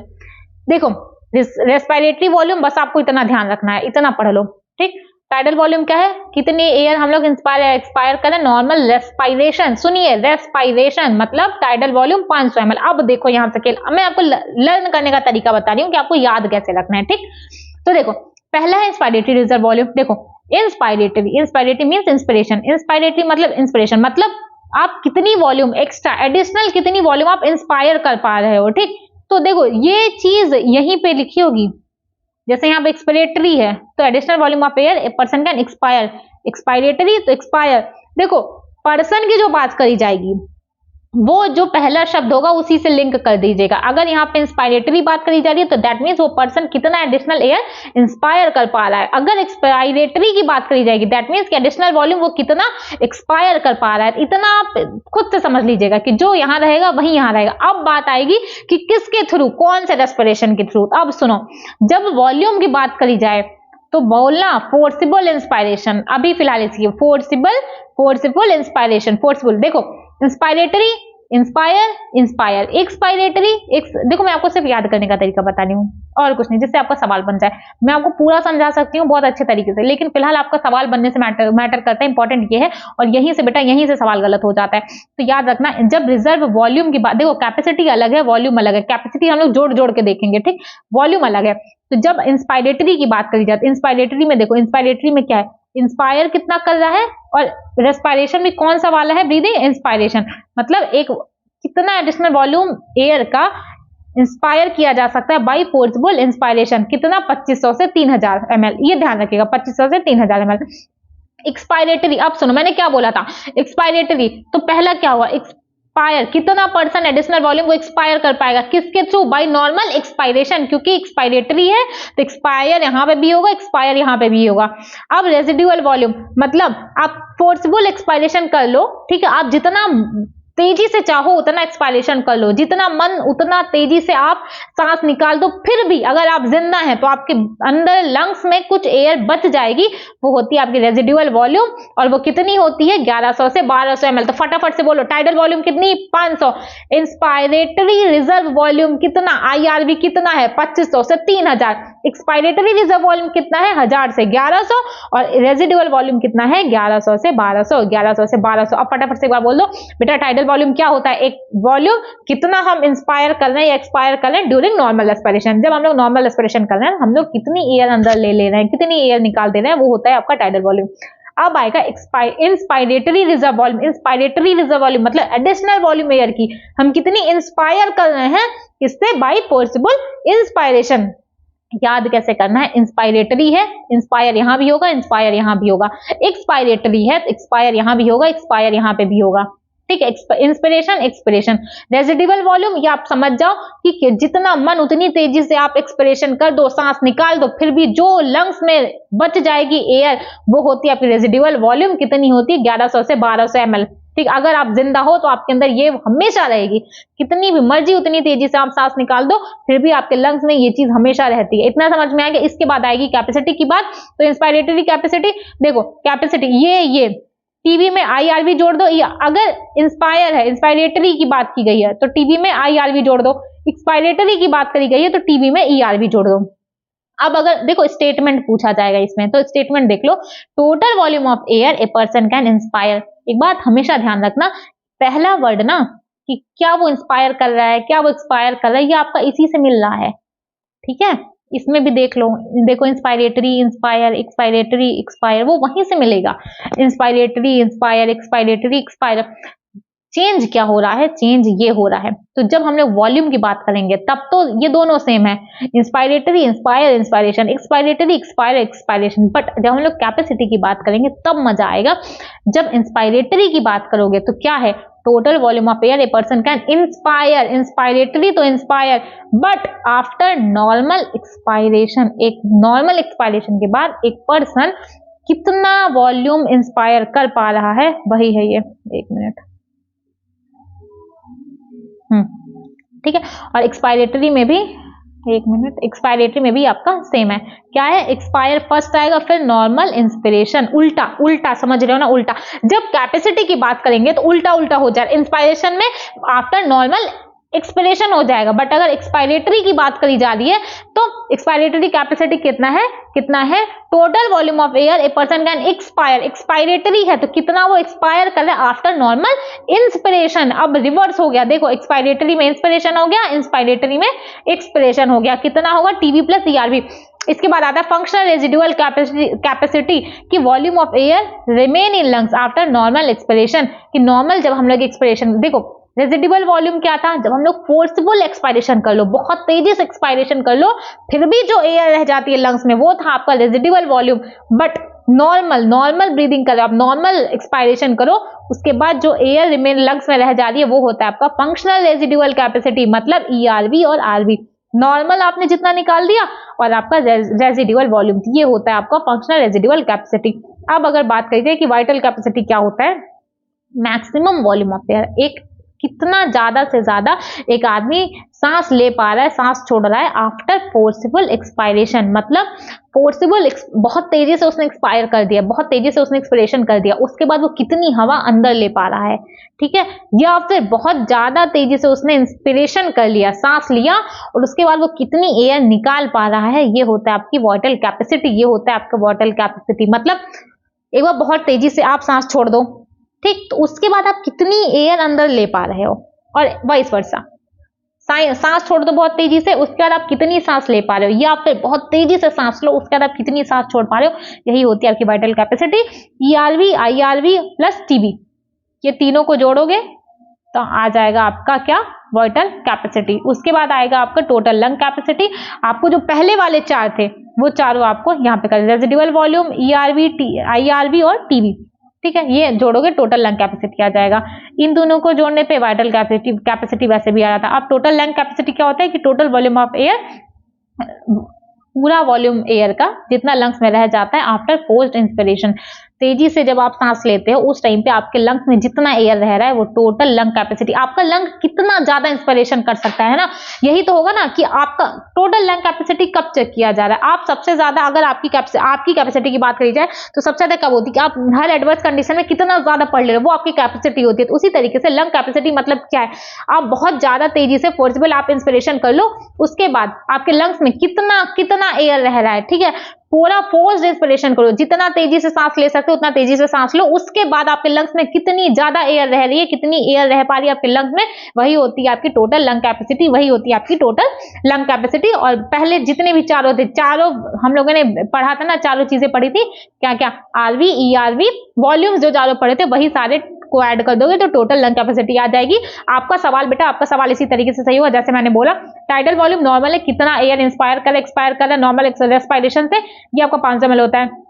जब वॉल्यूम की बात करी जाए तो यहाँ पे देखो, इंस्पिरेशन है, इंस्पायर है, इंस्पिरेशन है, एक्सपायरेटरी है, एक्सपायर है, एक्सपिरेशन है। रेजिडुअल वॉल्यूम की बात नॉर्मल है कि फोर्सफुल एक्सपायरेशन कर दो, उसके बाद भी आपके लंग्स में कितनी एयर रह जा रही है वो होता है आपका रेजिडुअल वॉल्यूम। इसके बाद अगर बात करी जाए कैपेसिटी की तो इंस्पायरेटरी है, तो क्या मेजर करना है कि कितना इंस्पायर करेगा, बट यहाँ पे रिवर्स करोगे, अगर इंस्पायरेटरी है तो आफ्टर नॉर्मल एक्सपिरेशन होगा, अगर एक्सपायरेटरी है तो नॉर्मल इंस्पिरेशन होगा। फंक्शनल रेजिडुअल कैपेसिटी मतलब नॉर्मल एक्सपिरेशन के बाद आपके लंग्स में कितना बच जा रहा है। वाइटल कैपेसिटी क्या था, रेजिडुअल वॉल्यूम क्या था कि बहुत तेजी से सांस छोड़ो फिर आपके लंग्स में जितना बचेगा वो होता है आपका रेजिडुअल वॉल्यूम। बट अगर वही बात करें फंक्शनल रेजिडुअल वॉल्यूम तो आप नॉर्मली एक्सपिरेशन करो, उसके बाद आपके लंग्स में जितनी भी एयर बच रही है वो होता है आपका residual capacity. Functional residual capacity ERV को जोड़ोगे और आरवी को जोड़ोगे, इन दोनों को जोड़ने से आपका आ जाएगा फंक्शनल रेजिडुअल कैपेसिटी। फिर बात करेंगे अगर वाइटल कैपेसिटी की, तो वाइटल कैपेसिटी क्या होता है, एयर का मैक्सिमम वॉल्यूम हम लोग कितना ब्रीद इन कर पा रहे हैं आफ्टर फोर्सिबल एक्सपायरेशन, मतलब रिवर्स कर लो, अगर ब्रीद इन की बात है तो फोर्सिबल एक्सपायरेशन, अगर ब्रीद आउट की बात है तो आफ्टर फोर्स्ड इंस्पायरेशन, आउट की बात है तो इंस्पिरेशन की, इन की बात है तो एक्सपायरेशन की, साइमल्टेनियसली इस तीनों को जोड़ दोगे तो वाइटल कैपेसिटी आ जाएगी। उसी साथ लंग कैपेसिटी मतलब हम लोग नॉर्मल फोर्स जितना मन उतना तेजी से इंस्पिरेशन कर लो, आपके लंग्स में कितनी एयर आप एकोमोडेट करके रख पा रहे हो वो होता है आपकी टोटल लंग कैपेसिटी। चारों चीजें जोड़ दो, ईआरवी, आईआरवी, रेजिडुअल वॉल्यूम और साथ ही साथ टीवी टाइडल वॉल्यूम जोड़ दो, आ जाएगा आपका लंग कैपेसिटी। इतना हो गया आपका पूरा कैपेसिटी के बारे में हम लोगों ने इतना पढ़ लिया। इसके बाद अब हम लोग पढ़ेंगे क्या पढ़ेंगे, exchange of gases.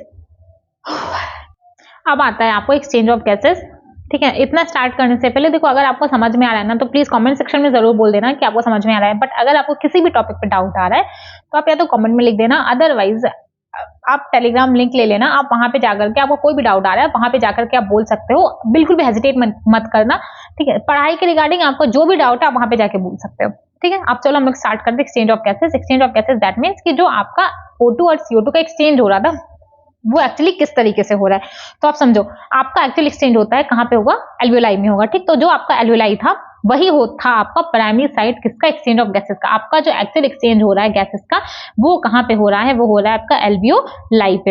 Exchange of gases किसके थ्रू होता है, बाय सिंपल डिफ्यूजन। अब ये जो एक्सचेंज ऑफ गैसेस है ये ब्लड एंड टिश्यू के, हम लोगों ने दो जगह पढ़ा था एक्सचेंज ऑफ गैसेस। एक तो हम लोगों ने देखा था कि एल्वियोलर मेम्ब्रेन था, आपने एयर अंदर ले लिया, एयर गया, ठीक है। हम लोगों ने क्या पढ़ा था कि एक तो पहला स्टेप क्या था, ब्रीदिंग या पल्मोनरी वेंटिलेशन। दूसरा स्टेप था आपका डिफ्यूजन, करेक्ट, ठीक है। डिफ्यूजन अक्रॉस एल्वियोलर मेम्ब्रेन, फिर आपका ब्लड में आपका ट्रांसपोर्ट कर रहा था गैस, उसके बाद वापस से आपका डिफ्यूजन हुआ था, कहां पे हुआ था, बिटवीन ब्लड एंड टिश्यू। तो एक्सचेंज गैसेस का कहां कहां हो रहा था, दो जगह, एक तो होगा एल्वियोलाई में, दूसरा होगा बिटवीन ब्लड एंड टिश्यू, दूसरा होगा बिटवीन ब्लड एंड टिश्यू, ठीक है। अब जो एक्सचेंज ऑफ गैसेस है वो सिंपल डिफ्यूजन के थ्रू होगा। सिंपल डिफ्यूजन जो होता है वो तीन चीजों पे बेस्ड है, किसके ऊपर, प्रेशर ग्रेडियंट के ऊपर बेस्ड होगा, सॉल्युबिलिटी के ऊपर होगा और थिकनेस होगा। मेम्ब्रेन जितनी कम थिक होगी, मेम्ब्रेन जितनी ज्यादा थिन होगी, पतली होगी, उतना डिफ्यूजन जल्दी से होगा।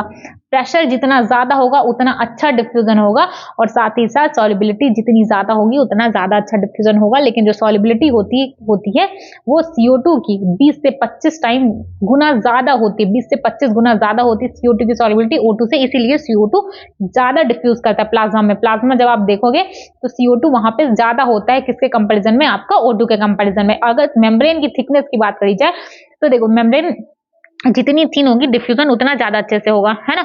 और मेम्ब्रेन देखो तीनों लेयर मिला करके मेम्ब्रेन की थिकनेस 1 मिलीमीटर भी नहीं हो पाती। आप देखो ना 1 सेंटीमीटर, ये आपको 1 सेंटीमीटर होता है जिसमें 10 मिलीमीटर होते हैं, उस 10 मिलीमीटर में से भी एकदम छोटा सा पार्ट निकाल दो, जो फर्स्ट पार्ट आता है वो होता है आपका 1 मिलीमीटर, उससे भी कम है थिकनेस। देख रहे हो एल्वियोलर मेम्ब्रेन की थिकनेस कितनी कम, 3 लेयर मिला करके।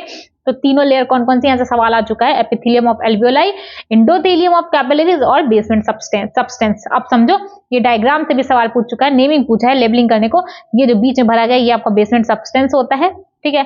एपिथेलियम ऑफ एल्वियोलाई, ये एल्वियोलाई है, ये इसके एपिथेलियम होगा, ये ब्लड है, ब्लड कैपिलरी है, ये इसकी एंडोथेलियम है। 3 मेम्ब्रेन, ये एल्वियोलाई की मेम्ब्रेन, बीच में बेसमेंट सब्सटेंस, और ये एंडोथेलियम ऑफ ब्लड कैपिलरीज, ये 3 मेम्ब्रेन थी।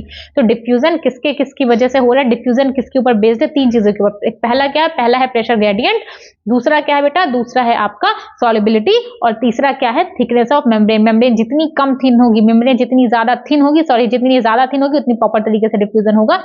जितना ज्यादा सॉल्युबिलिटी अच्छी होगी उतना ज्यादा अच्छे तरीके से डिफ्यूजन होगा। इसलिए अगर सवाल पूछा जाए कि किसका डिफ्यूजन ज्यादा अच्छे से होगा, तो डिफ्यूजन ज्यादा अच्छे से होता है CO2 का। डिफ्यूजन ज्यादा अच्छे से किसका होता है, डिफ्यूजन ज्यादा अच्छे से CO2 का होता है। CO2 ज्यादा डिफ्यूज करती है किसके कंपैरिजन में, O2 के कंपैरिजन में। अब यहां से सवाल पूछा जाता है, इसको याद कैसे करना है आप समझो। ये है एटमॉस्फेरिक एयर। पार्शियल प्रेशर, हमेशा हम लोग पार्शियल प्रेशर की बात करेंगे। ऊपर है O2, नीचे है CO2। Atmospheric air, alveoli, deoxygenated blood, oxygenated blood, tissue. आपको सिर्फ लोकेशन ध्यान रखना है।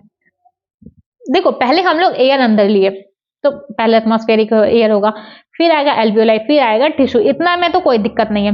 डीऑक्सीजनेटेड को पहले रख लेना, ऑक्सीजनेटेड को बाद में रख लेना। एटमॉस्फेरिक एयर में पार्शियल प्रेशर था 159 और CO2 था। देखो यहां से क्वेश्चन नहीं गलत होता, थोड़ा सा आपको ध्यान रखना है। O2 कितना है 159, CO2 कितना है 0.3। एल्वियोलाई में क्या ज्यादा होगा, एल्वियोलाई में O2 ज्यादा होगा। O2 है 104, CO2 है 40। अगर गंदा ब्लड है, डीऑक्सीजनेटेड ब्लड है, इंप्योरिटी वाला, तब वहां पे CO2 ज्यादा होगा। CO2 45 है, CO2 का पार्शियल प्रेशर और O2 का पार्शियल प्रेशर 40 है। ऑक्सीजनेटेड ब्लड, दैट मीन्स अब ब्लड आपका प्योर हो चुका है, साफ हो चुका है, तो अब वहां पे ऑक्सीजन ज्यादा होगी और CO2 आपकी कम होगी। और टिश्यू में भी आपका ऑक्सीजन कम होगा क्योंकि वहां पे इंप्योरिटीज भी होती हैं और आपका CO2 ज्यादा होगा। आपको याद कैसे करना है, देख लो, ये 40, ये 40, ये 40, ये 40, इसको तो आप इस तरीके से याद कर लो। ठीक, ये आपको नॉर्मली याद करना होगा कि एटमॉस्फेयर में ऑक्सीजन का पार्शियल प्रेशर 159 होता है और CO2 का पार्शियल प्रेशर 0.3 होता है। सिर्फ आपको ये ध्यान रखना है, बाकी ये सब आपको अपने आप ध्यान रहेगा। सिर्फ आपको ये ध्यान रखना है कि कहां कहां पे 40 था, ठीक है, कहां कहां पे 40, ये बस मैं आपको ट्रिक बता रही हूँ, किसी तरीके से आप याद कर सकते हो।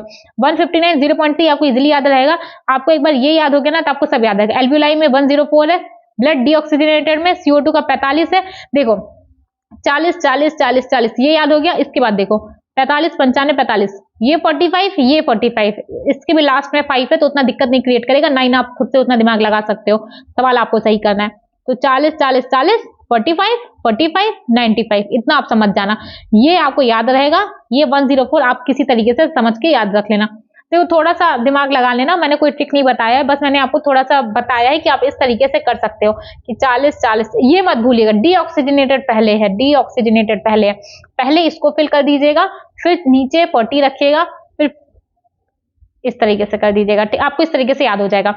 ये डायग्राम जो हम लोगों ने देखा था, ये देख लो, यहाँ पे है आपका इंस्पायर्ड एयर, इंस्पायर्ड एयर है, ये आपका एल्वियोलाई है सॉरी, ये आपका एल्वियोलाई है।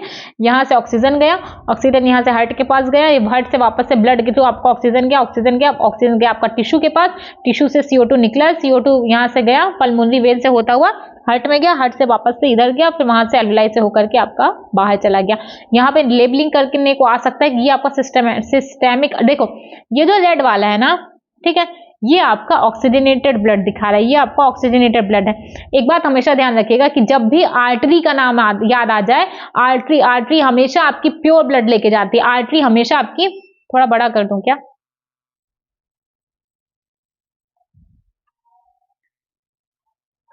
देखो जब भी आर्टरी की बात करी जाए तो आर्टरी हमेशा प्योर ब्लड लेके जाएगी और वेन्स हमेशा इम्प्योर ब्लड लेके जाएंगे। ठीक, आर्टरी क्या लेके जाएगी, आर्टरी लेके जाएगी हमेशा प्योर ब्लड और वेन्स लेके जाएगी इम्प्योर ब्लड। ठीक है, इम्प्योर ब्लड। एक्सेप्शन है जो पल्मोनरी वेन है, देखो वेन्स आपकी इम्प्योर ब्लड ले जा रही है तो पल्मोनरी वेन को भी इम्प्योर ब्लड लेके जाना चाहिए, बट यही बेटा यही एक्सेप्शन है कि इकलौती पल्मोनरी आर्टरी है जो डीऑक्सीजनेटेड ब्लड ले जाती है, डीऑक्सीजनेटेड, और पल्मोनरी वेन ऑक्सीजनेटेड ले जाता है। ठीक है, आर्टरी सारी प्योर ब्लड ले जाती है एक्सेप्ट पल्मोनरी आर्टरी, सारी आर्टरी प्योर लेके जा रही है, पल्मोनरी आर्टरी कैसा, पल्मोनरी आर्टरी डीऑक्सीजनेटेड ब्लड लेके जा रही है। और उसी की तरीके से जो सिस्टेमिक वेन्स है वो सारी इम्प्योर लेके जाती है, बट जो पल्मोनरी वेन्स होती है वो ऑक्सीजनेटेड ब्लड लेके जाती है। तो यही भी सवाल पूछेगा कि सिस्टेमिक आर्टरी दिखा देगा, यहाँ पे PO2 और PCO2 पूछ लेगा। तो जब ये प्योर ब्लड लेके जा रही है ऑक्सीजनेटेड ब्लड में ऑक्सीजन ज्यादा था और O2 कम, CO2 कम था, ऑक्सीजन ज्यादा था, दैट मीन्स कि यहाँ पे पार्शियल प्रेशर O2 का 95 आएगा और CO2 का 40 आएगा। और सिस्टेमिक वेन्स जहां पे डीऑक्सीजनेटेड ब्लड है, डीऑक्सीजनेटेड ब्लड मतलब आपका CO2 ज्यादा है, CO2 ज्यादा, दैट मीन्स CO2 45 होगा और O2 आपका 40 होगा। बस यही चीज थी जो इस डायग्राम में आपको याद रखना है। इसको वापस से छोटू सा कर देते हैं, इसको इसकी जगह पे भेज देते हैं। ठीक है, यही चीज यहाँ पे आपको ध्यान रखनी है।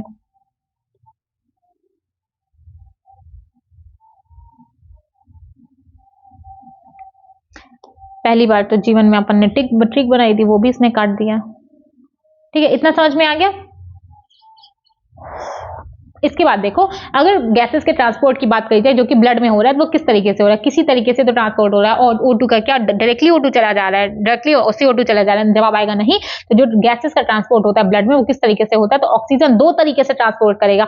ज्यादा ऑक्सीजन 97% जो ऑक्सीजन का ट्रांसपोर्ट होता है वो आरबीसी के थ्रू हो जाता है, सिर्फ 3% ऑक्सीजन प्लाज्मा के थ्रू जाता है। बट वहीं पे CO2 की अगर बात करी जाए तो प्लाज्मा में 3% O2 जा रहा था, प्लाज्मा में 7% CO2 जाएगा, लेकिन 20 to 25% आरबीसी जाएगा, 70% बाइकार्बोनेट आयन। फटाफट से मेरे साथ अब देख लो। अब बताओ जो O2 का ट्रांसपोर्ट हो रहा है आरबीसी के थ्रू कितना परसेंट, 97% O2 का ट्रांसपोर्ट आरबीसी से हो जा रहा है, सिर्फ बचा 3% प्लाज्मा से हो रहा है। उसी के साथ साथ जो CO2 की बात करी जाए तो CO2 का 20 to 25% हो रहा है आरबीसी से, 70% हो रहा है बाइकार्बोनेट आयन से, 7% हो रहा है प्लाज्मा के थ्रू। अगर बात करी जाए ट्रांसपोर्ट ऑक्सीजन की तो एक बात ध्यान रखिएगा, हीमोग्लोबिन क्या था, हीमोग्लोबिन रेड कलर का पिगमेंट होता है, आयरन कंटेनिंग होता है, आरबीसी में प्रेजेंट होता है। और एक हीमोग्लोबिन मॉलिक्यूल 4 ऑक्सीजन को रखता है, एक हीमोग्लोबिन मॉलिक्यूल 4 ऑक्सीजन को रखता है। ऑक्सीजन हीमोग्लोबिन से मिल करके क्या बना दिया, ऑक्सी हीमोग्लोबिन। और ऑक्सी हीमोग्लोबिन कैसे बना, ये जो बाइंडिंग हो रही है किसकी वजह से हो रही है, बाइंडिंग होती है O2 के पार्शियल प्रेशर की वजह से, CO2 के पार्शियल प्रेशर की वजह से, H आयन और टेम्परेचर की वजह से। ठीक है, हमेशा ध्यान रखना, अगर ऑक्सीजन का एक बात हमेशा ध्यान रखिएगा, इसको अलग लेके चलिएगा, इन तीनों को अलग लेके चलिएगा, बस इतना समझ गए, आगे आपको कुछ नहीं करना। इसको अलग रखिए, इन तीनों भैया को अलग रखिए। वो बोला मैं अलग हूं, मुझे इनके साथ मत रखो, ठीक, इसको अलग रखो, इन तीनों को अलग रखो। जब भी ऑक्सीजन के फेवर में बात करी जाए, जब भी ऑक्सी हीमोग्लोबिन बनेगा तो ये ज्यादा होगा, ये सब कम होगा। बट जब ब्रेक डाउन होगा ऑक्सी हीमोग्लोबिन का तो ये सब ज्यादा होगा, ये कम होगा। हमेशा ध्यान रखिएगा, PCO2 के साथ ये दोनों होगा, PO2 अकेला होगा। तो देखो ये एक ग्राफ दिया गया है, ठीक है, dissociation curve, oxygen dissociation curve, ये कुछ इस तरीके का बना है, स्ट्रेट लाइन मत कर दीजिएगा। ये जो S बना है इसीलिए इसको सिग्मोइड, S से सिग्मोइड है। ये डिसोसिएशन कर्व होता है, डिसोसिएशन कर्व होता है किसका, ऑक्सी हीमोग्लोबिन का। देखो अब ये कर्व अगर इधर चला गया, ठीक, ये कर्व अगर इधर चला गया, दैट मीन्स कि कर्व लेफ्ट साइड चला गया। तो जो अगर कर्व लेफ्ट साइड जा रहा है दैट मीन्स कि अब वो ऑक्सी हीमोग्लोबिन को प्रमोट कर रहा है। मतलब अगर लेफ्ट साइड जा रहा है तो अब ये क्या कराएगा, ये एसोसिएशन कराएगा, एसोसिएशन करा रहा है, मतलब अब PO2 ज्यादा, एल्वियोलाई अगर लेफ्ट साइड जा रहा है तो एल्वियोलाई में जाएगा, एल्वियोलाई मतलब एल्वियोलाई में क्या ज्यादा था, PO2 ज्यादा, बाकी सब कम, PCO2 H+ टेम्परेचर सब कम। अब लेफ्ट साइड जाने का मतलब एसोसिएशन होता है, राइट शिफ्ट होने का मतलब अगर ग्राफ इस तरीके से राइट शिफ्ट हो जाए दैट मीन्स कि अब डिसोसिएशन हो रहा है। इसको लिख दूं क्या मैं, राइट शिफ्ट का मतलब डिसोसिएशन, लेफ्ट साइड का मतलब एसोसिएशन, ठीक है। तो जब डिसोसिएशन होगा PO2 कम होगा, बाकी सब ज्यादा होगा। कहां होगा, टिश्यू में ही तो डिसोसिएशन होता है। एल्वियोलाई में क्या होता है, एल्वियोलाई तो ऑक्सीजन के फेवर में चल रहा है, तो एल्वियोलाई में क्या होगा, एल्वियोलाई में PO2 ज्यादा है, बाकी सब कम, PCO2 H+ टेम्परेचर सब कुछ कम, PO2 ज्यादा। तो अब क्या होगा, एसोसिएशन। तो अगर ये नॉर्मल ग्राफ है, ये ग्राफ आपका ऑक्सीजन डिसोसिएशन कर्व है, ये होता है सिग्मोइड। अगर ये ग्राफ आपका इधर गया तो क्या होगा, अब होगा association, left side graph shift हो रहा है, एल्वियोलाई में एसोसिएशन होगा, यहाँ पे PO2 ज्यादा है, बाकी सब कम है। बट अगर ग्राफ राइट साइड में शिफ्ट हुआ, अब होगा डिसोसिएशन मतलब ब्रेक डाउन। अब ऑक्सी हीमोग्लोबिन नहीं बनेगा, ये होगा टिश्यू पे। अगर ऑक्सी हीमोग्लोबिन नहीं बन रहा, ब्रेक डाउन हो रहा है, दैट मीन्स PO2 कम है, PCO2 ज्यादा, H+ ज्यादा और टेम्परेचर भी अब ज्यादा है। ये होता है आपका डिसोसिएशन कर्व और ये है आपका सिग्मोइड, बेटा इसमें आपको क्या नहीं समझ में आता, आप सिंपल सा यार, ये नॉर्मल आपका डिसोसिएशन कर्व है। अगर ये लेफ्ट साइड शिफ्ट हो रहा है तो होगा एल्वियोलाई में और कराएगा एसोसिएशन जब भी होगा तो समझ जाना ऑक्सी हीमोग्लोबिन बन रहा है। और अगर ऑक्सीजन की बात करी जा रही है तो ऑक्सीजन ज्यादा होगा, बाकी सब कम होगा। बट अगर वहीं ऑक्सी हीमोग्लोबिन का ब्रेक डाउन हो रहा है, डिसोसिएशन हो रहा है, तो डिसोसिएशन होगा जब ग्राफ आपका राइट साइड शिफ्ट होगा, उस टाइम PO2 कम होगा, बाकी सब ज्यादा होगा। कहां होगा, टिश्यू लेवल पे होगा। आई होप आपको समझ में आया होगा। तो देखो एल्वियोलाई में क्या होता है, टिश्यू में क्या होता है, मैंने बताया है। एल्वियोलाई में PO2 ज्यादा होगा, बाकी तीनों कम होगा, PO2 ज्यादा, बाकी तीनों कम। ये क्या कराएगा, ये कराएगा ऑक्सी हीमोग्लोबिन का फॉर्मेशन। लेकिन टिश्यू में PO2 कम होगा, बाकी तीनों ज्यादा होगा। ये क्या कराएगा? डिसोसिएशन कराता है ऑक्सी हीमोग्लोबिन का। तो टिश्यू में PO2 कम, बाकी तीनों ज्यादा। एल्वियोलाई में PO2 ज्यादा, बाकी तीनों कम। तीनों कौन कौन से? CO2 का पार्शियल प्रेशर, H आयन और टेम्परेचर। अब देखो O2 जो बाइंड करता है हीमोग्लोबिन से वो लंग सरफेस पे करता है और डिसोशिएट टिश्यू पे होता है। CO2 का उल्टा है, O2 बाइंड कर रहा है लंग सरफेस पे, डिसोशिएट हो रहा है टिश्यू पे। लेकिन जो CO2 का जब आप पढ़ोगे, CO2 डिसोशिएट होता है लंग सरफेस पे एल्वियोलाई के पास और एसोसिएट होता है टिश्यू पे। उल्टा उल्टा, समझ गए? देखो, हर every 100 ml oxygenated blood deliver करता है 5 ml O2 को टिश्यू पे। बट जब आप अभी यहाँ से सवाल आ चुका है, जब आप CO2 का पढ़ोगे तो वहां पे, यहाँ पे ऑक्सीजनेटेड ब्लड है, वहां पे डीऑक्सीजनेटेड ब्लड लिखा है। Every 100 ml of deoxygenated blood deliver 5 या 4 ml CO2 टू टिश्यू। ये चीज वहां पे लिखी, अभी देख लेते हैं तुरंत। हाँ, 4 ml CO2 टू एल्वियोलाई है। फिलहाल इसको ध्यान रखो कि 100 ml ऑक्सीजनेटेड, अगर 100 ml ऑक्सीजनेटेड ब्लड है, 100 ml, ठीक, तो वो टिश्यू को कितना ऑक्सीजन देगा? 5 ml देगा। बट अगर डीऑक्सीजनेटेड ब्लड है 100 ml, तो वो एल्वियोलाई को 4 ml CO2 देगा। इतना समझ गया?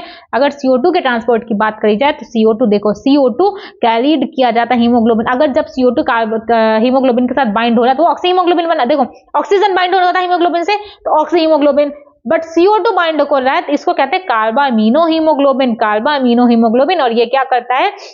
This binding is related to, ये बाइंडिंग किससे रिलेट होती है? पार्शियल प्रेशर CO2 से, ठीक है। और ये किस तरीके से बाइंड होगा? कार्बामीनो हीमोग्लोबिन। हीमोग्लोबिन मतलब आरबीसी के सरफेस पे है, तो कितना परसेंट का हो रहा होगा? 20 से 25% ही तो हो रहा होगा ना बेटा। ये देखो, CO2 आरबीसी पे 20 से 25% ही तो हो रहा था। तो यही चीज यहाँ पे लिखी है कि CO2 कैरीड किया जा रहा है हीमोग्लोबिन से एज अ कार्बामीनो हीमोग्लोबिन, 20 to 25% ही तो होगा। इसके बाद देखो, बाइंडिंग की अगर बात करी जाए तो बाइंडिंग में PCO2 ज्यादा होना चाहिए, PO2 कम होना चाहिए। अगर CO2 की बात करी जाए, डिसोसिएशन की बात करी जा रही हो, तो डिसोसिएशन मतलब ब्रेकडाउन। अब PCO2 कम होगा, PO2 ज्यादा होगा। और ये कहाँ होगा? एल्वियोलाई में। डिसोसिएशन एल्वियोलाई पे होगा और बाइंडिंग कहाँ होगी? टिश्यू पे। एक बात समझिएगा कि एल्वियोलाई मतलब O2 के लिए सबसे अच्छी जगह एल्वियोलाई होती है। तो एल्वियोलाई में O2 का एसोसिएशन होता है, टिश्यू के टाइम पे डिसोसिएशन होता है। और CO2 का उल्टा, CO2 के लिए सबसे अच्छी जगह है कौन सी जगह है CO2 के लिए सबसे अच्छी? टिश्यू। तो जब टिश्यू होगा तो टिश्यू नाम आ जाए तो समझ जाओ बाइंडिंग हो रही है, बट अगर एल्वियोलाई नाम आ जाए तो समझ जाओ डिसोसिएशन हो रहा है, ठीक है। तो देखो, CO2 तीन तरीके से ट्रांसपोर्ट होता है। कहाँ कहाँ? आरबीसी में होगा, प्लाज्मा में हो रहा था और as a bicarbonate ion. RBC में कितना हो रहा था? 20 to 25%। तो किस तरीके से होगा? जो आपका हीमोग्लोबिन ऑक्सीजन से मिला था, ठीक, हीमोग्लोबिन ऑक्सीजन से मिलकर ऑक्सी हीमोग्लोबिन बनाया था, तो CO2 क्या करता है? CO2 आ जाता है, यहां से O2 को भेज देता है बाहर। अब ये HbO2 ना मिलकर के HbCO2 बना देता है, कार्बामीनो हीमोग्लोबिन बना देता है। तो इस तरीके से CO2 का ट्रांसपोर्ट होता है बाउंडेड फॉर्म में आरबीसी के साथ। प्लाज्मा में 7% था ही, CO2 मोर सॉल्युबल था ऑक्सीजन से, तो 7% डिसॉल्व है प्लाज्मा में। और तीसरा क्या था? बाइकार्बोनेट आयन की तरीके से वो ट्रेवल करेगा, 70% बाइकार्बोनेट आयन। तो क्या करता है? जब ये जाएगा आपका आरबीसी में, तो जो CO2 है, CO2 H2O के साथ मिलकर के H2CO3 बनाता है और यही H2CO3 फर्दर ब्रेकडाउन होता है तो क्या करता है? HCO3 माइनस बाइकार्बोनेट आयन में और H+ आयन में कन्वर्ट हो जाता है। HCO3 आयन में और H+ आयन में कन्वर्ट हो जाता है और यही टिश्यू के पास चला जाता है। तो 70% बाइकार्बोनेट आयन के तरीके से ट्रेवल कर रहा है, कितना? 70%। और ये जब प्रोसेस हुआ तो एक एंजाइम आया, यहाँ पे भी। कौन सा एंजाइम था? Carbonic anhydrase. कार्बोनिक एनहाइड्रेज कहाँ पे ज्यादा है? आरबीसी में। और कहाँ पे कम है? प्लाज्मा में। कार्बोनिक एनहाइड्रेज कहाँ पे ज्यादा है? आरबीसी में। कहाँ पे कम है? प्लाज्मा में। आपको ये जो कुछ याद रखने की जरूरत नहीं है, सिर्फ इतना ध्यान रखो कि जो CO2 है, CO2 का ट्रांसपोर्ट सबसे ज्यादा हो रहा है एज अ बाइकार्बोनेट आयन, ठीक है। कौन है एंजाइम हेल्प किया है? Carbonic anhydrase. सिर्फ दो चीजें याद रखो, बाइकार्बोनेट आयन में जब CO2 का ट्रांसपोर्ट हुआ 70%, कौन सी एंजाइम हेल्प कर रहा था रिवर्सिबल मैनर में? कौन? कार्बोनिक एनहाइड्रेज आरबीसी में ज्यादा है, प्लाज्मा में कम है। उसके बाद कैसे और ट्रेवल किया? 20 to 25% आरबीसी में ट्रेवल किया है, बाउंडेड फॉर्म में, और प्लाज्मा में 7% किया। सिर्फ इतना आपको ध्यान रखना है। इसके बाद आएगा 100 ml डीऑक्सीजनेटेड ब्लड। देखो, ऑक्सीजनेटेड ब्लड है, ऑक्सीजनेटेड ब्लड मतलब उसमें ऑक्सीजन होगा, डीऑक्सीजनेटेड ब्लड मतलब उसमें CO2 है। तो जब CO2 की बात करी जाएगी तो डीऑक्सीजनेटेड ब्लड बोलेगा, और जो डीऑक्सीजनेटेड ब्लड होता है 100 ml वो 4 ml CO2 का डिलीवर करता है एल्वियोलाई पे। But 100 ml oxygenated blood deliver करता है 5 ml of oxygen to tissue. अगर रेगुलेशन की बात करी जाए भैया, तो रेगुलेशन, अब क्या हम लोग नॉर्मली सांस ले रहे हैं, सांस दे रहे हैं, और कोई काम नहीं है उनका, तो न्यूरल सिग्नल्स भेजते रहते हैं जिसकी वजह से पता होता है देखो कुछ काम अपने अंदर हो रहा है। हम नहीं बोल रहे हैं अपने दिल को कि भैया तुम धड़को, तुम उतनी बार बीट करो, कुछ काम अपने आप हो रहे हैं, अपने आप आपके ब्रेन की हेल्प की वजह से हो रहे हैं। सब कुछ आपके ब्रेन का है, सब कुछ खेल आपके ब्रेन का, वो सिग्नल भेजता है, तब ये सारे प्रोसेसेस हो रहे हैं। तो रेगुलेशन में सबसे पहला रिदम सेंटर है respiratory rhythm centre. Respiratory rhythm centre क्या होता है? प्राइमरी रिस्पॉन्सिबल होता है रेस्पिरेशन के, और कहां प्रेजेंट है? मेडुला में प्रेजेंट है। कहां पे? मेडुला में प्रेजेंट है, प्राइमरी रिस्पॉन्सिबल होता है। दूसरा है नीमोटॉक्सिक सेंटर। नीमोटॉक्सिक सेंटर पी से नीमोटॉक्सिक और पी से पोन्स रीजन में प्रेजेंट है, और ये क्या करता है? मॉडरेट करता है फंक्शन को, रेस्पिरेटरी रिदम सेंटर के फंक्शन को मॉडरेट कर देता है। कौन? नीमोटॉक्सिक सेंटर। पहला सेंटर कौन सा? Respiratory rhythm centre. Primary responsible कौन है? Respiratory rhythm centre. कहां प्रेजेंट है? मेडुला में प्रेजेंट है। लेकिन दूसरा नीमोटॉक्सिक सेंटर क्या कर रहा है? एक तो ये पोन्स में प्रेजेंट है, दूसरा ये मॉडरेट कर दे रहा है किसके फंक्शन को? रेस्पिरेटरी रिदम सेंटर को। और ये क्या कर रही है? सिग्नल भेजता है कि इंस्पायरेशन के ड्यूरेशन को कम करो, मतलब जल्दी सांस लो, जल्दी छोड़ो। ये और क्या कर रहा है? नीमोटॉक्सिक सेंटर ये जो ऑल्टर कर देता है रेस्पिरेशन रेट को। रेस्पिरेशन रेट को ऑल्टर कौन करता है? नीमोटॉक्सिक सेंटर रेट को ऑल्टर कर रहा है, ना कि रेस्पिरेटरी रिदम सेंटर।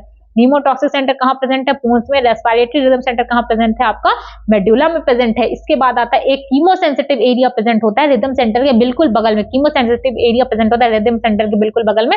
अब अगर ये सेंसिटिव है तो किसके किसके लिए सेंसिटिव है? ये सेंसिटिव है CO2 के लिए और H+ आयन के लिए। CO2 के लिए और H+ आयन के लिए। तो क्या होता है कि जब CO2 H+ आयन ज्यादा होता है, ये सेंटर एक्टिवेट होकर के सिग्नल भेजता है, और सिग्नल किस लिए बोलता है कि बेटा अब ये सब ज्यादा हो गया, अब इसको बाहर निकलो, मैं इससे झेल नहीं सकता। तो कीमोसेंसिटिव एरिया कहां प्रेजेंट है? रिदम सेंटर के बगल में प्रेजेंट है। ये क्या करते हैं? ये कीमोसेंसिटिव है तो किसी ना किसी चीज के लिए तो सेंसिटिव होंगे। ये सेंसिटिव किसके लिए है? CO2 और H+ आयन के लिए। तो ये क्या करते हैं? जब ये दोनों ज्यादा होते हैं तो ये सिग्नल कीमोसेंसिटिव एरिया एक्टिवेट होकर के सिग्नल भेजता है कि अब इन दोनों को बाहर निकाल दो। उसी तरीके से हार्ट में भी दो चीजें प्रेजेंट होती है, दो रिसेप्टर्स प्रेजेंट होते हैं, एरोटिक आर्क और कैरोटिड आर्टरी आर्क। ये क्या करते हैं? ये भी इन्हीं दोनों से रिलेटेड है, CO2 और H+। जब CO2 H+ ज्यादा हो जाएगा तो ये रिदम सेंटर को सिग्नल्स भेज देंगे, किस लिए? कि इनको एलिमिनेट करो। यही सेम काम है एरोटिक आर्क और कैरोटिड आर्टरी आर्क। कौन कौन सा? एरोटिक आर्क हार्ट में प्रेजेंट है, aortic arch and carotid artery arch. इतना समझ में आ गया? देखो 3-4 चीजें हम लोगों ने पढ़ी। पहला कौन सा था? पहला था respiratory rhythm centre. Primary responsible कौन है? वो है रेस्पिरेटरी रिदम सेंटर। कहां प्रेजेंट है? मेडुला में प्रेजेंट है। दूसरा आया नीमोटॉक्सिक सेंटर। कहां प्रेजेंट है? पोन्स रीजन में। क्या कर रहा है? मॉडरेट कर रहा है किसके फंक्शंस को? रेस्पिरेटरी रिदम सेंटर के फंक्शन को मॉडरेट कर रहा है, सिग्नल भेजता है, और ये इंस्पायरेशन के ड्यूरेशन को रिड्यूस करता है, और साथ ही साथ रेस्पिरेशन रेट को भी ऑल्टर करता है। फिर आएगा आपका कीमोसेंसिटिव एरिया प्रेजेंट होता है। कहां प्रेजेंट है? रेस्पिरेटरी रिदम सेंटर के बगल में प्रेजेंट है बेटा। और वो क्या कर रहा है? कीमोसेंसिटिव एरिया तो किसके किसके लिए सेंसिटिव है? CO2 और H+ आयन के लिए। जब CO2 और H+ आयन ज्यादा होते हैं तो कीमोसेंसिटिव एरिया सिग्नल भेजता है, एक्टिवेट होगा, सिग्नल भेजेगा और क्या कहेगा? एलिमिनेट करो इन दोनों को, मेरे को ये दोनों बाहर नहीं रहे। और इसी तरीके से हार्ट में भी रिसेप्टर्स प्रेजेंट होते हैं। कहां पे? एक तो होगा एरोटिक आर्क पे, दूसरा कैरोटिड आर्टरी आर्क पे। क्या करेगा? जब CO2 H+ ज्यादा होगा तो ये भी सिग्नल भेजता है, किस लिए? कि इन दोनों को एलिमिनेट कर दो। ये है आपका पूरा रेगुलेशन। इसके बाद डिसऑर्डर आता है। ये देखो ह्यूमन फिजियोलॉजी में डिसऑर्डर हर एक चैप्टर में आएगा। डिसऑर्डर में आपको 3 पढ़ना है, अस्थमा, एम्फाइसीमा और ऑक्यूपेशनल रेस्पिरेटरी डिसऑर्डर। अस्थमा क्या है? अस्थमा आपने देखा होगा कि टीवी में लोग पंप लिए रहते हैं ना, मैं मजाक नहीं उड़ा रही हूँ किसी का, बट आपने अस्थमा पेशेंट्स को बहुत ज्यादा देखा होगा। अस्थमा मीन्स कि आपने देखा होगा उन लोगों को ब्रीदिंग में प्रॉब्लम आने लगती है, ठीक है, सांस नहीं ले पाते, जिसके लिए उनका पंप होता है, तो ब्रीदिंग में प्रॉब्लम होती है, इन्फ्लेमेशन हो जाता है ब्रोंकी एंड ब्रोंक्यूल्स का इन्फ्लेमेशन हो जाता है अस्थमा में। एम्फाइसीमा, सिगरेट पी रहे हो छोड़ दो, समझ जाओ, सिगरेट पी रहे हो छोड़ दो। एम्फाइसीमा होता है किससे होता है? सिगरेट स्मोकिंग से होता है। सिगरेट स्मोकिंग से क्या हो जाता है? एल्वियोलर वॉल डैमेज हो जाती है, जिसकी वजह से रेस्पिरेटरी सरफेस कम हो जाता है। एम्फाइसीमा क्रोनिक डिसऑर्डर होता है, इसमें क्या होता है? एल्वियोलर वॉल डैमेज हो जाती है, रेस्पिरेटरी सरफेस रिड्यूस हो जाता है। रीजन क्या है? Cigarette smoking. एंड इसमें क्या होता है कि ऑक्यूपेशनल रेस्पिरेटरी डिसऑर्डर में कई स्टोन मेकिंग इंडस्ट्रीज होती हैं। आप आपके घर में भी जब भी कभी पत्थर वत्थर आपने लगते हुए देखा होगा जीवन में, तो आपने क्या देखा होगा कि उस टाइम पे बहुत ज्यादा जब पॉलिशिंग करते हैं हर एक चीज के टाइम में बहुत ज्यादा डस्ट उड़ती है और उसको अपना बॉडी उतना डस्ट ले नहीं पाता है, ठीक है। तो क्या होता है, वो उनके अंदर चली जाती हैं और फिर कई सारे डिसऑर्डर बना देती हैं, डिसऑर्डर्स हो जाते हैं उस आदमी को। उसमें से एक है फाइब्रोसिस। फाइब्रोसिस मतलब क्या है, proliferation of fibrous tissue, lung damage हो जाता है, मतलब आदमी निकल लिया। इसलिए जब भी इंडस्ट्री में अगर आदमी काम कर रहे हैं, स्टोन मेकिंग इंडस्ट्री में, तो उस टाइम पे बोला जाता है कि भैया आप मास्क लगा करके आओ, मास्क लगा कर आओ। तो डिसऑर्डर में हम लोगों ने 3 पढ़ी, asthma, asthma emphysema, occupational respiratory disorder. Asthma में क्या था, डिफिकल्टी हो रही थी ब्रीदिंग में, ब्रोंकी एंड ब्रोंक्यूल्स में इन्फ्लेमेशन हो गया था। एम्फाइसीमा क्रॉनिक डिसऑर्डर था, क्या हुआ था, एल्वियोलर वॉल डैमेज हो गई थी, रेस्पिरेटरी सर्विस रिड्यूस हो गया था। और क्यों हो रहा था, सिगरेट स्मोकिंग की वजह से हो रहा था। ऑक्यूपेशनल रेस्पिरेटरी डिसऑर्डर में क्या था, इसमें फाइब्रोसिस था। स्टोन मेकिंग इंडस्ट्री में डस्ट इतनी ज्यादा होती है कि अपना बॉडी उतना डस्ट ले नहीं पाता है, जिसकी वजह से बीमार हो जाता है और बीमारी को बोला गया फाइब्रोसिस। में क्या होगा, प्रोलिफरेशन हो जाता है फाइब्रस टिश्यू का और आपका लंग डैमेज हो जाता है। यहाँ पे अपना चैप्टर हो गया खत्म।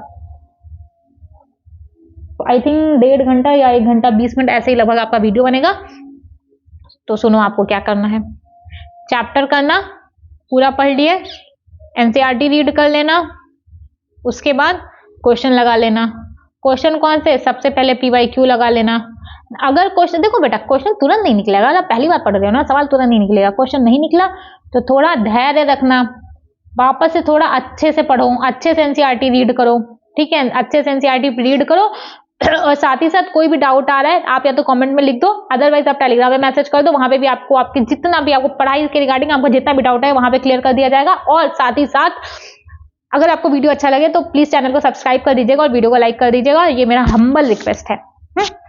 मेहनत करते हैं, बहुत ज्यादा मेहनत पड़ जाती है, इतना तो कर सकते हैं यार, ठीक है। और अच्छे से पढ़ाई करते रहो, इतनी सी बात है, अच्छे से पढ़ाई करते रहिए, टाइम बहुत ज्यादा कम बचा हुआ है। और अगर कोई भी हेल्प चाहिए कोई भी चीज़, अगर आपको, मैंने 1000 बार मैं बोलती रहती हूँ, आपको कोई भी चीज़ ऐसी है जो आपको नहीं समझ में आ रही है तो आप कमेंट कर दो, टेलीग्राम भी डिस्क्रिप्शन में दे रखा है। जितना ज़्यादा जहाँ से फ़ायदा ले सकते हो उतना ज़्यादा वहाँ से फ़ायदा ले लो। अगर आपका फ़ायदा हो रहा है, अगर कोई भी चीज़ किसी से भी बात करके आपके सिलेक्शन की तरफ आप एक स्टेप भी ले पा रहे हो तो आप लो, हेजिटेट करने की जरूरत नहीं है। और मैं तो आगे बढ़ के बोल रही हूँ कि अगर आपको हेल्प चाहिए तो आप बोलो, आपको अच्छा लगता है, मुझे भी अच्छा लगता है। सिंपल सी चीज़ है कि कोई ना कोई प्रॉफिट होता है आदमी का, तो मुझे भी अच्छा लगता है जब आप लोग मेरे से सवाल करते हो। मेरे लास्ट वीडियो पे मुझे कई सारे कमेंट्स आए हैं, बहुत लोग थे जो मेरे को दीदी दीदी दीदी करके बोल रहे थे, मुझे बहुत अच्छा लग रहा था, क्योंकि अच्छा लगता है यार कि आप किसी की इस तरीके से हेल्प करो। आप लोग भी कभी किसी की हेल्प करते होगे तो आपको भी अच्छा लगता होगा, मुझे भी अच्छा लगता है। इसीलिए मैं 1000 बार बोलती हूँ, मैं कोई भी एक भी कमेंट आ जाता है ना मेरे वीडियो पे तो मुझे लिटरली मुझे बहुत अच्छा लगता है, मुझे बहुत अच्छा लगता है। इनफैक्ट मैं अपने फैमिली में डिस्कशन भी करती हूँ कि कोई भी कमेंट करता है तो मुझे बहुत अच्छा लगता है। मुझे ऐसा लगता है कि मैं कम्युनिकेट कर पा रही हूँ अपने किसी को मैंने पढ़ाया, मैं उससे कम्युनिकेट कर पा रही हूँ, है ना। तो मुझे बहुत बेटर फील होता है। तो अगर आपका कोई भी डाउट है आप वो भी कमेंट करो, अगर आपको वीडियो अच्छा लग रहा है तो आप वो भी कमेंट करो, ठीक है। थोड़ा सा अप्रिशिएट करना सीखो, कुछ जा नहीं रहा है आपका। तो चलो ठीक है, आपको वीडियो अच्छा लगे तो प्लीज चैनल को सब्सक्राइब कर दीजिएगा, वीडियो को लाइक कर दीजिएगा।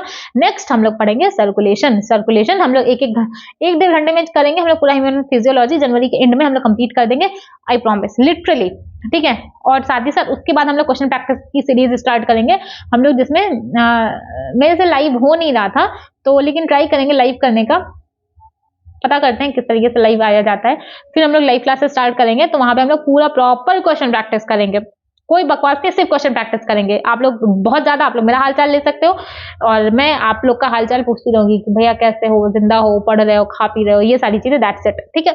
बाकी चलो पढ़ाई करते रहना, पीवाईक्यू करते रहो, टेस्ट देते रहो, जितना ज्यादा से ज्यादा हो सके उतनी मेहनत करते रहो। सिर्फ 3 महीने बचे हैं, चूज आपने किया ये रास्ता, मेहनत आपको करनी पड़ेगी, खटना आपको पड़ेगा। ओके, चलो ठीक है, बाय।